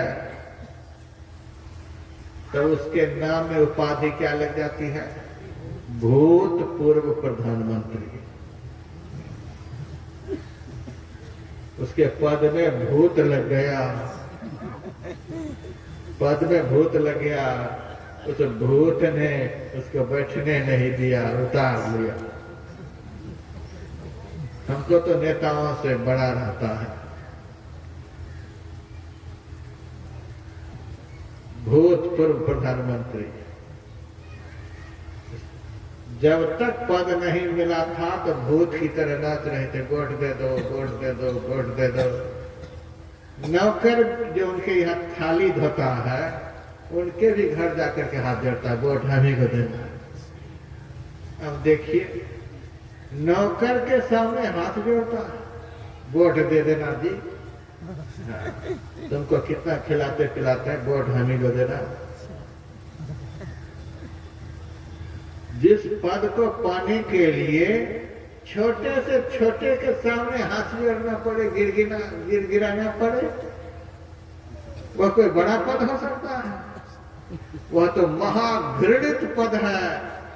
संसार के तुच्छ लोग उस घृणित पद के लिए दिन रात हाथ मारते हैं। पद तो संत को प्राप्त होता है। किसी के सामने हाथ जोड़ने की जरूरत नहीं, सिर झुकाने की जरूरत नहीं। हम लोग किसी के सामने सिर नहीं झुकाते हैं, किसी के सामने हाथ नहीं जोड़ते। बहुत साधु भी अपने पद की महिमा को नहीं जानता है। बड़े बड़े लीडर के सामने खड़ा होकर के फोटो खिंचाएगा उनके साथ। हाय हाय अनर्थ होगा। महात्मा लीडर के साथ में जा करके फोटो खिंचा रहा है। प्रधानमंत्री के बगल में, तो मुख्यमंत्री के बगल में, डीएम के बगल में, एसएसपी के बगल में। लगता है उस महात्मा को महात्मा के पद की कोई गरिमा का पता ही नहीं। मुंह में मुंह लगा करके फोटो खींचा रहा है। हमारे गुरु महाराज से मिलने के लिए पंडित जवाहरलाल नेहरू, डॉक्टर राजेंद्र प्रसाद तक आए हैं, लेकिन कहीं भी एक फोटो है गुरु महाराज इनके बगल में फोटो खिंचाया। कैमरा उस समय भी होगा। दरोगा प्रसाद राय, बिहार के चीफ मिनिस्टर, गुरु महाराज के चेले थे, लेकिन कहीं भी फोटो है गुरु महाराज का? चेला के बगल में बैठा है, मुख्यमंत्री चेला है, कहीं भी नहीं। चेला चाहे तो चरणों में माथा टेक करके फोटो खिंचा सकता है। प्रधानमंत्री संत के चरण में माथा टेक करके फोटो खिंचा सकता है, लेकिन संत काहे के लिए जाएगा जी? संत को संतत्व का पता नहीं है। हम देखे 10 फरवरी को भारत के बहुत बड़े लीडर आरएसएस के प्रमुख आए हुए थे। गुरु महाराज के चित्र के सामने माथा टेक कर उन्होंने प्रणाम किया। गुरु महाराज अभी शरीर में भी नहीं है, तो भी उस चित्र के पीछे गुरु महाराज का इतना बड़ा चरित्र छिपा हुआ है कि दुनिया का सबसे बड़ा एक्टर इस कैरेक्टर के सामने सिर झुकाता है। सब सिर झुकाते हैं। कोटि देवी जहाँ खड़ी है चेरिया, कोटि खन सहसना मरम जानी, दास पलटू के बड़े दरबार में इंद्र है कोटिता भरे पानी। जहाँ ब्रह्मादि देवता सिर झुकाए खड़े रहते हैं, वहां संसार के लीडरों को कौन पूछता है? संसार के जितने भी पद हैं सबके साथ भूत लगा हुआ है। जैसे कुर्सी हिली लगा भूत, भूतपूर्व प्रधानमंत्री, भूतपूर्व राष्ट्रपति। मेरा प्रवचन लगता है कि मीडिया के माध्यम से ऊपर तक गया होगा। अभी मेरा प्रवचन चल रहा है, देश विदेश के लोग देख रहे हैं, तो ऊपर तक तो जाता ही होगा। जब से मेरा प्रवचन ऊपर तक जाने लगा, तब से अब वे लोग थोड़ा सतर्क हो गए। अब भूत नहीं लगाते हैं, पूर्व लगाते हैं। पूर्व प्रधानमंत्री, पूर्व मुख्यमंत्री, शर्म आती है भूत जोड़ने में। जोर ही लो न। भूत की तरह पद पाने के लिए नाचते रहे, पद मिलने के बाद पद बचाने के लिए भूत की तरह परेशान रहे। बहुत लोग तो पद बचाने के लिए भी परेशान है, पद छूटे नहीं तो भूत की तरह परेशान। पद जब छूट जाता है तब जाकर के पूछे क्या समाचार है, कहिए हाल समाचार। मुख्यमंत्री जी हाल समाचार कहिए। 2-4 महीना तक तो बेचारे को नींद नहीं आती है, पद छूटने के बाद परेशान। यह जो है यह सब तो पद है, लेकिन अंदर ही अंदर चलते चलते, भजन करते करते, अंदर का सफर करते करते, जब भजन की पराकाष्ठा पर भक्त पहुंचता है तो परम पद प्राप्त होता है। हारे में ही सुरत ने लौटे, बहुरिन जन्म आई के। परम पद कुर्सी हिल नहीं सकती है। आज तक संत के नाम में भूत शब्द का प्रयोग नहीं हुआ है, पूर्व शब्द का प्रयोग नहीं हुआ है। भूतपूर्व प्रहलाद, भूतपूर्व ध्रुव, भूतपूर्व नानक, भूतपूर्व कबीर, भूतपूर्व महर्षि में ही सुने कहीं? कदापि नहीं। भजन करते करते तो भूत भाग जाता है, भूत लगेगा काहे के लिए? भूत भाग जाता है, परम पद गति की भी नहीं। और संत कबीर ने कहा है, कहे कबीर जिनको सतगुरु साहब जन्म जन्म के कष्ट हरे, धन्य भाग्य जिनकी अटल साहिबी, नाम बिना नर भटक मरे। अटल बादशाह को ही परम पद कहते हैं, जो सत्ता कभी छूटे नहीं। सृष्टि नष्ट हो जाएगी लेकिन संत की सत्ता कभी छूट नहीं सकती है। धन्य भाग जिनके अटल साहिब, अटल बादशाह। सूफी संत इब्राहिम कहीं भ्रमण कर रहे थे। उनका लड़का बादशाह अपने पिता की खोज में एक दिन निकला था। संयोग से नदी के किनारे भ्रमण करता हुआ इब्राहिम दिखलाई दिया, लेकिन फकीरी लिबास में होने के कारण पहचान नहीं पाया और उनसे पूछा, क्या जी आपने मेरे पिता इब्राहिम को देखा है? वे ही थे इब्राहिम। उन्होंने कहा, इब्राहिम तो मर गया। ये कैसा आदमी है, मेरे पिता के लिए ऐसा कटु वचन बोलता। इब्राहिम मर गया, कहाँ मर गया, इब्राहिम कहाँ रहा, अब इब्राहिम मर गया, इब्राहिम मर गया कहाँ, कब मरा, तारीख इस पे सब पूछने लगे। बातचीत होते होते आवाज से उन्होंने परख लिया, लगता है ये ही हमारे पिता है। क्या जी आप ही हमारे पिता हैं? कहते ऐसा समझो, आप मेरे पिता, मैं बादशाह हूं और आप इस फकीरी लिबास में।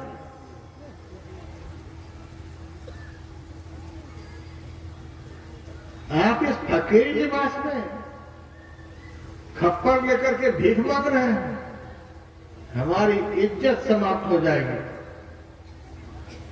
आज भी आपके लिए तख्त खाली है, आप अपने तख्त को संभालें, मैं आपके कदमों के पीछे चलूंगा, आप तख्त संभालें। इब्राहिम के मन में हुआ मेरे बेटे को संत की बादशाहत का पता नहीं है। अच्छा बेटा तू कह रहा है कि मैं जाऊंगा तख्त संभालने के लिए, लेकिन बहुत दिन हो गया है नौका विहार नहीं किया, थोड़ी देर तक नाव पर नदी में घूम लेता हूं और उसके बाद चलूंगा तख्त संभालने के लिए, तू भी बैठ जा, बैठ। नाव पर बेटे को बिठाया और केवट से कहा नाव को लेकर के चल नदी में। नदी में लेकर के चले। इब्राहिम अपने चिथरा से एक सुई निकालकर नदी में डाल दिया।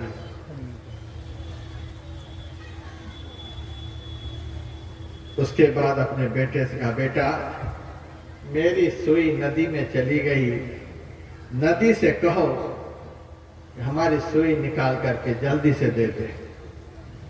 बेटा ने कहा आप पागल हो गए क्या, सुई नदी में चली गई तो नदी कोई आदमी है। इब्राहिम ने कहा आदमी नहीं है, यह भी चेतन ही है जी, जैसे तू चल रहा वैसे नदी भी चल रही,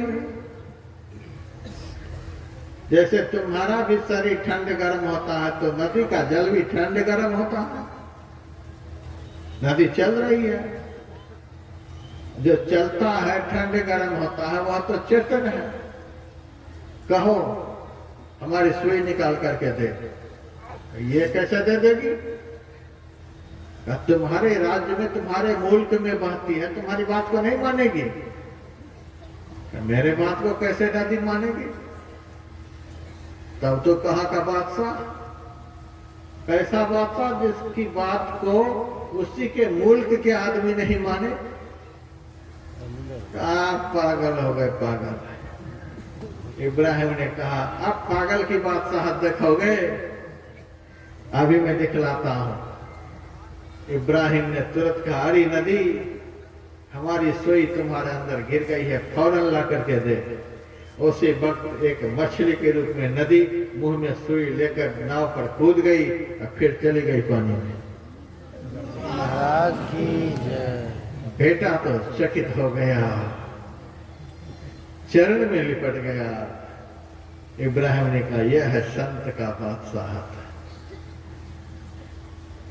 सारी प्रकृति संत के सामने हाथ जोड़े खड़ी रहती है।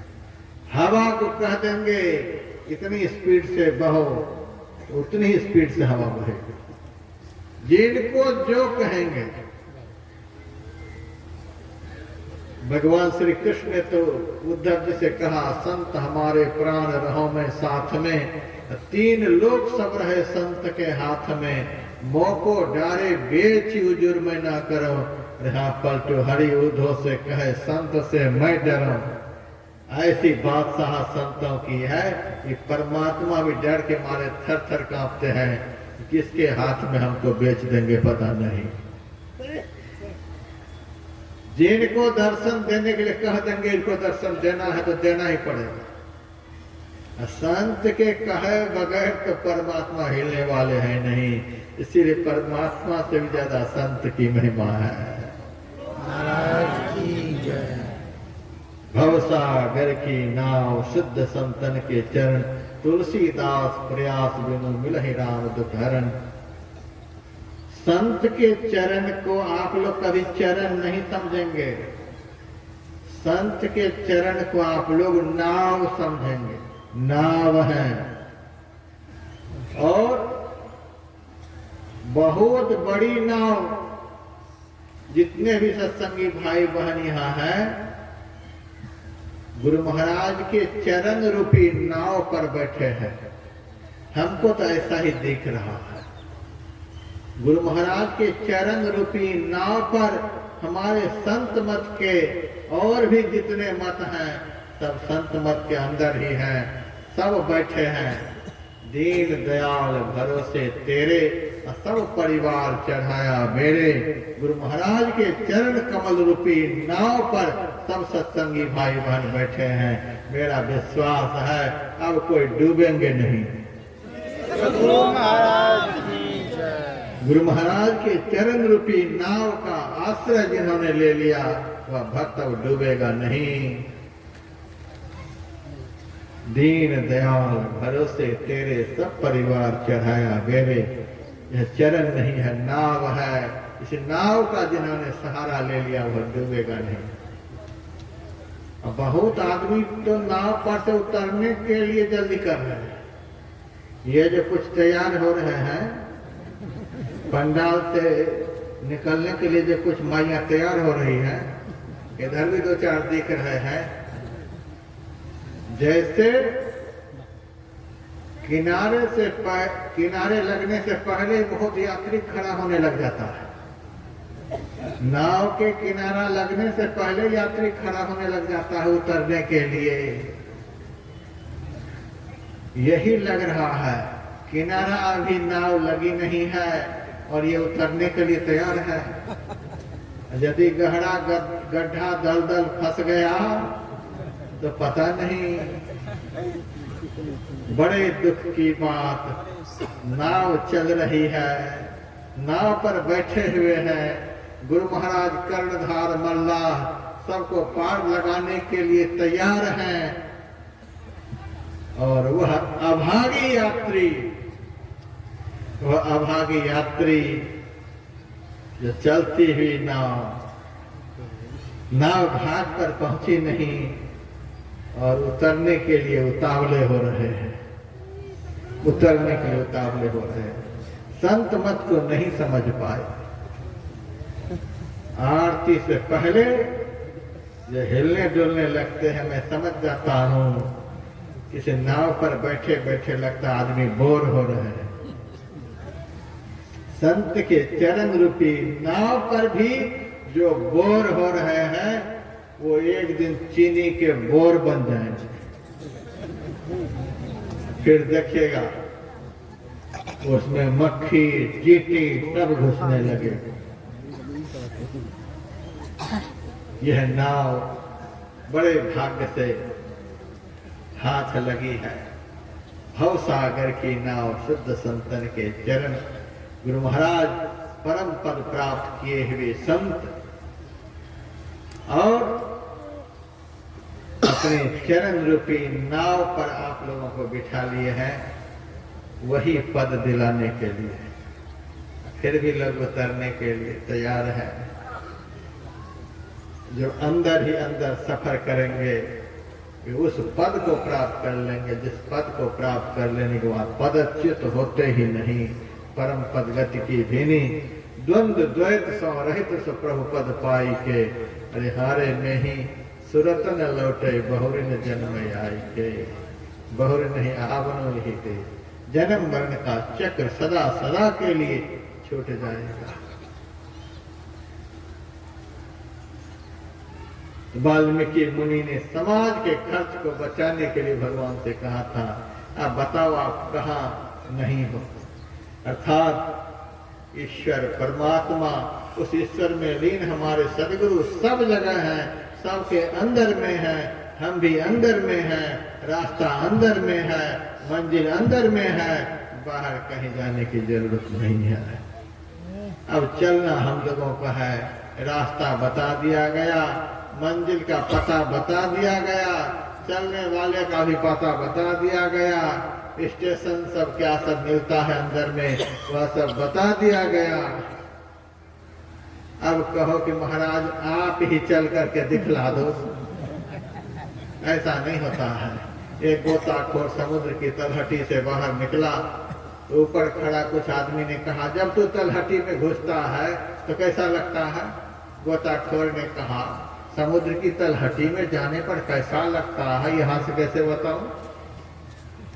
वहां कैसा लगता है तो वहीं से पता चलता है, हमको तो वहां का पता चाहिए। तो गोताखोर ने कहा, हम ज्यादा से ज्यादा यही कर सकते हैं कि तुम्हारा हाथ पकड़कर वहां तक ले जा सकते हैं। चल तलहटी का दृश्य कैसा होता है दिखा देते हैं। नहीं नहीं महाराज, यहीं से दिखाओ, यहीं से दिखाओ।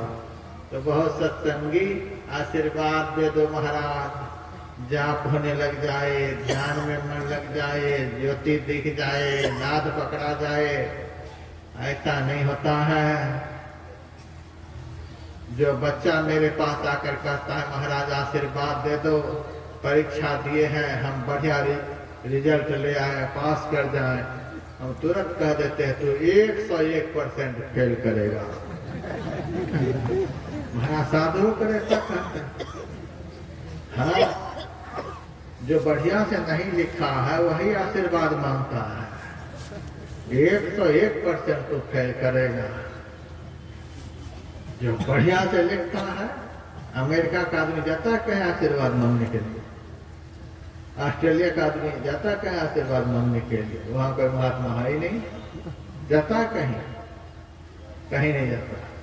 ये भारत का ही हिंदू आशीर्वाद मांगने के लिए जाता है। आशीर्वाद दे दो, आशीर्वाद दे दो, लिखा कुछ भी नहीं, आशीर्वाद दे दो पास कर जाए।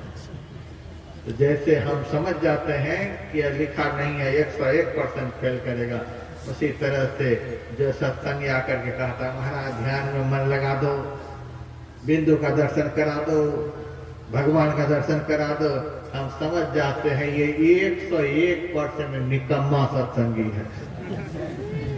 ये अपना कुछ करना चाहता नहीं, महात्मा का कमाया हुआ लूट लेना चाहता है। ये निकम्मा सत्संगी, ऐसा निकम्मा सत्संगी नहीं करना है। संत मत प्रमादी नहीं पुरुषार्थी बनाता है। पुरुषार्थ करना है, रास्ता बता दिया गया है, मंजिल बता दिया गया है, चलने का ठिकाना बता दिया गया है, कौन चलेगा यह भी बता दिया गया है। इतना बता दिया, गला सूख गया बता बता करके, अब चल भी हम ही देंगे, ऐसा नहीं होता है। चलना पड़ेगा आप लोगों को। हाँ, जरूर आप लोगों के लिए गुरु महाराज से प्रार्थना करेंगे। गुरु महाराज जो भक्त चलेगा उसको पहुंचा जरूर देना। जो आशीर्वाद के भरोसे रहेगा उसका टांग पकड़ कर बैठा लेना, बढ़ने नहीं देना। इंदौर से आगे एक बड़वा स्टेशन है, वहां से जब ट्रेन ओंकारेश्वर रोड के लिए चलती है, वहां पहले से इंजन खड़ा होता है। एक इंजन पहले से खड़ा होता है, क्योंकि वहां से रेल की पटरी पहाड़ की तरफ चढ़ी है, अकेला इंजन उसको खींच नहीं पाता है। तो वहां ट्रेन के पहुंचते ही पीछे से एक इंजन लगा दिया जाता है। आगे का इंजन पूरी ताकत से ट्रेन को खींचता है, और पीछे का इंजन पूरी ताकत से इसको ढकेलता है। अब आगे का इंजन का ड्राइवर सोचे जब पीछे से ढकेल ही रहा था, हम काहे ताकत लगाएं, तो गाड़ी एक्सीडेंट हो जाएगी। इसीलिए आगे का इंजन पूरी ताकत से खींचता है, पीछे का इंजन पूरी ताकत से ढकेलता है, तब लेवल पर ट्रेन को पहुंचा देता है। तब तो अकेला ही इंजन खींचने लग जाता है। तो 9 द्वार से 10वां द्वार तक की चढ़ाई तो बड़ी विकट है, बिना सदगुरु की कृपा से तो बड़ा मुश्किल है। 10वां द्वार में जाते ही तो ट्रेन लेवल में आ जाती है, फिर तो अपने से ही दौड़ने लग जाती है। 9 द्वार तक तो अपनी ताकत लगानी पड़ी, पूरी ताकत लगा करके मानस जाप करें, मानस ध्यान करें, और सदगुरु महाराज पीछे का इंजन बन करके आपको सपोर्ट करेंगे। आप पूरी ताकत लगाएं, गुरु महाराज अपनी कृपा सपोर्ट के रूप में प्रदान करते रहेंगे, धकेलते रहेंगे। लेकिन आप पिछले इंजन के भरोसे हाथ पर हाथ लेकर बैठ जाएंगे, तब गाड़ी एक्सीडेंट हो जाएगी, तब गाड़ी नहीं आगे बढ़ेगी। पूरी ताकत झोंक देनी है। करता जनित अभ्यास ना विश्वास है तो क्या, गुरु महाराज की वाणी में। जो अभ्यास नहीं करता तो लाख विश्वास। गुरु महाराज सब जगह है, सबके अंदर में है, प्रकाश भीतर में, परमात्मा भीतर में, सब कुछ भीतर में। करता जनित अभ्यास ना विश्वास है तो क्या। इसीलिए पूरी ताकत लगाकर हम लोगों को लगना है। गुरु महाराज आपके भीतर में सपोर्ट करने वाले आपके भीतर में ही बैठे हैं। मुश्किल कुशा है रोबरू जिसने तुझे पंजा दिया। पूरी ताकत लगाएं, गुरु महाराज का सपोर्ट आपको मिलेगा और आप पहुंचेंगे और जीवन और जन्म को सफल बना लेंगे। यही सब सुनाने के लिए, यही सब बतलाने के लिए 2 दिनों का कार्यक्रम यहाँ रखा गया है। लेकिन हम देख रहे हैं रोड तक आदमी जाम है, नेशनल हाईवे जाम है। आप पीछे उलट करके देख सकते हैं। बहुत लोग इस बार घबरा रहे थे, बिना भोज वाला सत्संग में भजन कैसे चलेगा। महाराज बिना भोज का सत्संग कैसे होगा।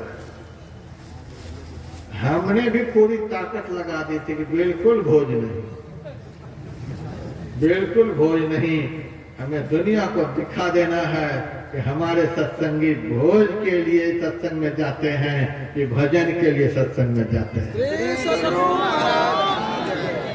हमारे सत्संगी भाई बहनों को लोग कलंक लगा रहे थे, ये लोग सत्संग में नहीं जाते हैं, ये लोग भोज खाने के लिए जाते हैं। आप सभी सत्संगी भाई बहनों ने संत मत के कलंक को आज यहाँ भीड़ लगा करके धो दिया। पूरा नेशनल हाईवे आज यहाँ जाम हो गया है। आपने संत मत के कलंक को धो दिया। सच्चा सके हम आप करेंगे, इसी तरह से आप सारे कार्यक्रमों के कलंक को धोते रहेंगे। मेरा प्रचार को आप लोग याद रखते हुए इस कलंक को धोते रहेंगे। चूड़ा सत्तू खाएंगे, मेही के गुण गाएंगे। गुरु महाराज के समय में जो सत्संग का दृश्य था, वह दृश्य हम फिर से प्रकट करना चाहते हैं।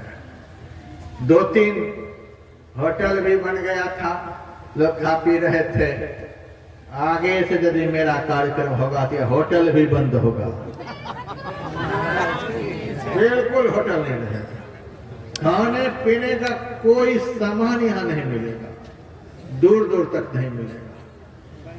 सभी सत्संगी भाई बहन अपना अपना झोला में चावल लेकर के आएंगे, चूरा लेकर के आएंगे, सत्तू लेकर के आएंगे, पकवान लेकर के आएंगे, सब कुछ लेकर के आएंगे। भोजन बनाने का पात्र लेकर के आएंगे। हमारे सत्संगी धरहरा के आपको ईंट देंगे और लकड़ी देंगे, चूल्हा बना करके भोजन बनाइएगा और अपने भी खाइएगा। यदि ज्यादा हो तो हमको भी खिला दीजिएगा। महाराज की जय। और हम जमीनदाता से आग्रह करेंगे, यदि आगे मेरा कार्यक्रम बने तो 2-4 एकड़ जमीन और खाली रखना। के कार्यक्रमों में धरहरा में चूल्हा जलेगा और हम सारे यहाँ का आयोजक मंडल से यही कहेंगे, लकड़ी जमा रखना है। यदि आपको चले बने तो लकड़ी भी पैसे से खरीद बनाइएगा। बिल्कुल स्वावलंबी जीवन हो जाना चाहिए सत्संगी का। हमारे दादा गुरुजी अपने शिष्य के यहाँ की रोटी भी पैसे दे करके खाते थे। ऐसे दादा के हम लोग पोते हैं और हम लोगों को कलंक लग रहा है कि ये लोग भोज खाने के लिए जाते हैं। हमारा सत्संगी भोज खाने वाला है, बादशाह का बेटा भोज खाता है। महाराज सदगुरु हैं, राजन को राजा है, जिनकी कृपा से सरे सर्व काजा। महाराजा के बेटा हम लोग हैं। हम लोग खिचड़ी भात भोज खाने के लिए जाते हैं। हम लोग तो समाज को भोज देने के लिए जाते हैं। यदि आप लोग यहाँ नहीं आते, यहाँ क्या होता? आपके कारण ही ये सब कुछ हुआ है। आप भोज कराने वाले हैं, भोज खाने वाले नहीं हैं। इस बार के सत्संग कार्यक्रम में आप लोगों ने दिखा दिया, नेशनल हाईवे सब जाम हो गया है, गेट तक आदमी आदमी है। देख लीजिए आप लोग, हम झूठ बोल रहे हैं, पीछे मुड़ करके देखिए। जिनको भरोसा नहीं है तो खड़ा होकर के देख लीजिए, कहीं जगह है। यही देखिए, आप लोगों ने कलंक को धो दिया, यही से ही धोते रहेंगे। यदि कहीं भंडारा हो तो खाइएगा नहीं, यदि कहीं भंडारा करे भी कोई तो खाइएगा नहीं। भंडारा की प्रधानता वही रहती है जहां का आयोजक भिखमंगा होता है। रसीद छाप सत्संग, भिखमंगा आयोजक रसीद छाप सत्संग, सारी दुनिया से भीख मांगेगा तो खिलाना तो पड़ेगा ही। और जब कहीं से भीख नहीं मांगे हैं, रसीद छाप सत्संगी नहीं है, तो फिर तो ऐसा ही सत्संग होगा। सखी सीख सुनी गुनी गांठी बांधो, ठाट ठट सत्संग करे। आगे से एक भी चुकिया को नहीं फोड़ेंगे आप लोग। देखिए कितना बढ़िया सजाए हैं यहाँ के सत्संगी। यहाँ की सजावट को दुरुस्त रखना है, संयम से बैठना है, उठना है, तब देखिएगा सत्संग का क्या आनंद है और सत्संग का क्या फल है। यही सब सुनाने के लिए, समझाने के लिए, बतलाने के लिए यह कार्यक्रम रखा गया था। जितने भी यहाँ के सत्संगी भाइयों ने, बहनों ने तन मन धन लगाकर आयोजन को सफल किया है, समस्त सत्संगियों के लिए मैं बहुत बहुत शुभकामना, मंगल कामना करता हूँ।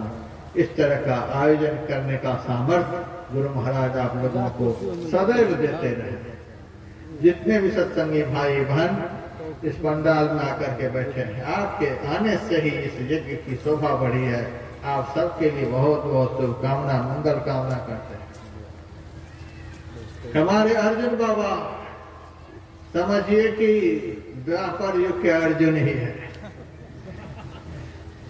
यही यहाँ लाने वाले हैं। नहीं तो यहाँ के आयोजकों से मेरा कोई परिचय नहीं। ये सारे परिचय कराने वाले परमात्म सम आत्मा जुदा रहे बहुकाल, सुंदर मेला कर दिया सतगुरु मिला दलाल। ये हम दोनों को मिलाने वाले ये अर्जुन बाबा हैं।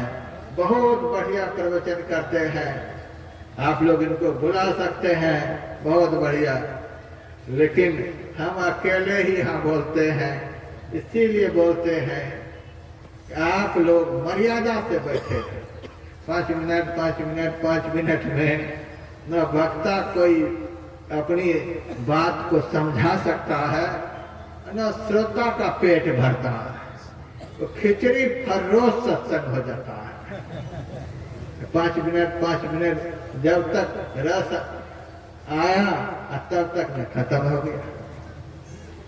राजस्थान में एक भगत के घर हम गया, बहुत भूखा था। भगत जी ने कहा महाराज कुछ खाए पिए हैं? का खाया पिया तो कुछ नहीं। अच्छा बैठिए। बिठाया, चांदी के प्लेट में एक छोटा सा गोंद का लड्डू दिया, सोना के गिलास में 50 ग्राम पानी। मैंने सोचा कि मिट्टी के पात्र में ही यदि 10-20 लड्डू देता तो पेट भी भरता है। काहे के लिए चांदी सोना इकट्ठा किया है? छोटा सा लड्डू है, इतना बड़ा आडंबर। एक ही बार में मैं खा गया, इतनी भूख थी। और वह जो दे करके गया आधा घंटा के बाद आया, हेलो मेरे से पूछता है महाराज लड्डू कैसा लगा? कौन गाड़ी? मैंने कहा जब लगा तब खत्म ही हो गया। आप बोल दो। तो वही 5 मिनट वाला सत्संग है। जब भक्ता को सुनाने में रस आता है तब घंटी बज जाती है, महाराज समय पूरा हो गया। और जब श्रोता को आनंद आना शुरू होता है, बहुत बढ़िया महाराज शुरू किए हैं प्रसंग, तब तक श्रोता का आनंद खत्म हो जाता है और सत्संग खिचड़ी फरोस हो जाता है। हम तो चाहते हैं खिचड़ी नहीं समाज को मिले, समाज को खीर खाने को मिले। जो भी हम टूटा फूटा जानते हैं, हम भी सुना करके आघा जाते हैं, श्रोता को भी आघा देते हैं। इसीलिए तो बहुत लोग उठना भी शुरू कर देते, आघा गए हैं। लेकिन हमारे बहुत सत्संगी आघाते नहीं है। राम कथा जो सुनत आघाही, रस विशेष जाना तिन नाही। आप लोग अच्छे और सच्चे सत्संगी हैं, इसीलिए इतना सुनाने के बाद भी आप लोग बैठे हैं। यही होना चाहिए। सत्संग सुनने से कभी तृप्ति नहीं हो, ध्यान करने से कभी तृप्ति नहीं हो, तब समझिए कि हम भीतर से स्वस्थ हो रहे हैं, निरोग हो रहे हैं और अंदर में सफर कर रहे हैं।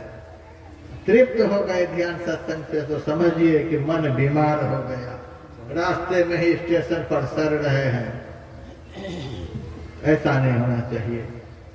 बहुत अच्छा आयोजन अर्जुन बाबा और भी साधु समाज यहाँ बैठे हैं, सबके सहयोग से संपन्न हुआ।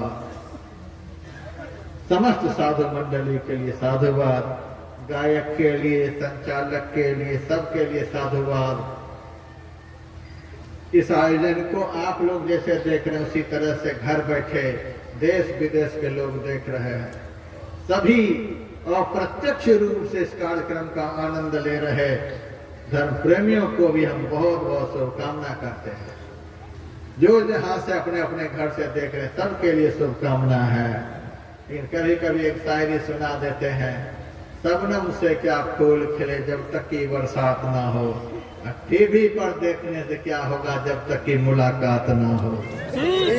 महाराज की मुलाकात भी जरूरी है। कभी धरहरा में आकर के भी सत्संग का आनंद लेना है। इस बार तो जैसे तैसे घर बैठे ले लिए, कोई बात नहीं, आकर के भी आनंद लेना है। उनके लिए भी शुभकामना। दिल्ली से हमारी टीम आई है, MM-VM संतमत इस चैनल को चलाती है, इनके लिए भी शुभकामना। माइक ऑपरेटर भी बहुत बढ़िया, हमने कभी नहीं कहा कि आवाज बढ़ा दो चाहे घटा दो। माइक ऑपरेटर के लिए भी बहुत बहुत शुभकामना। पंडाल बनाने वालों के लिए भी शुभकामना। बिजली की भी अच्छी व्यवस्था है, नहीं तो बहुत पंडाल में तो आदमी नहीं सूझता है, झोला कहाँ चला जाएगा पता नहीं चलेगा। बिजली की व्यवस्था बड़ी अच्छी है, बहुत बहुत शुभकामना। और बीच बीच में बड़ा तगड़ा जयकारा हुआ, हमारे मन में हुआ कि तगड़ा जयकारा कैसे हुआ। हम समझ गए कि सबके झोला में भंडारा तगड़ा था, इसीलिए जयकारा तगड़ा हुआ। सबके लिए बहुत बहुत शुभकामना। चलते चलते आप लोग देख रहे हैं, आप लोगों के लिए धरहरा में हम छूट दे दिए। हमारे सत्संगी संत में ही लीलामृत के लिए 100 रुपए की छूट आप लोग लेते जाइएगा। थोड़ी सी पुस्तक बची है, ले लीजिए। लीला भूमि पर से लीलामृत लेकर के जाइएगा। महर्षि में ही अनुभव प्रकाश पर भी 100 रुपए की छूट, उसको भी ले जाइएगा। और अभी महर्षि में ही वचनामृत राजधानी से, दिल्ली की भारत की राजधानी से पुस्तक आई है, इसको भी ले लीजिएगा। महर्षि में ही वचनामृत। मेरे जाने के बाद फिर तो कब तक में पुस्तक आएगी पता नहीं। गुरु महाराज का चित्र ले जाइए, प्रसाद के रूप में यही सब लेकर के जाइए। और आरती के बाद तुरंत हमको यहाँ से फारबिसगंज के लिए रवाना होना है। एकदम लगता है इलेक्शन का दौरा। सुबह से फारबिसगंज प्रखंड में मेरा कार्यक्रम शुरू हो जाएगा।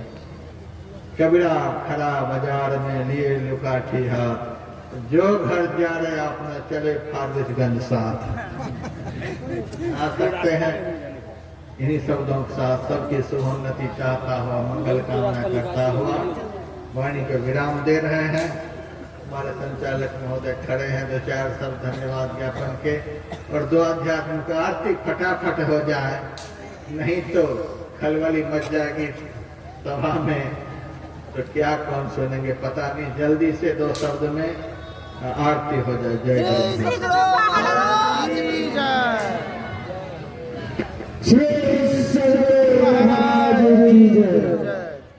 हमारे पधारे हुए संत गुरुजन महात्मा सत्संग प्रेमी माता बहनों, आप लोगों की सेवा में कोई त्रुटि हो, साथ ही आने वाला वर्ष आप सभी को आशीर्वाद मिले कि इससे भी विशेष बढ़ चढ़कर यह आयोजन सफल और संपन्न हो। मैं विशेष नहीं कुछ कहते हुए मैं आग्रह करता हूँ महाराज जी की सेवा में एक विदाई गान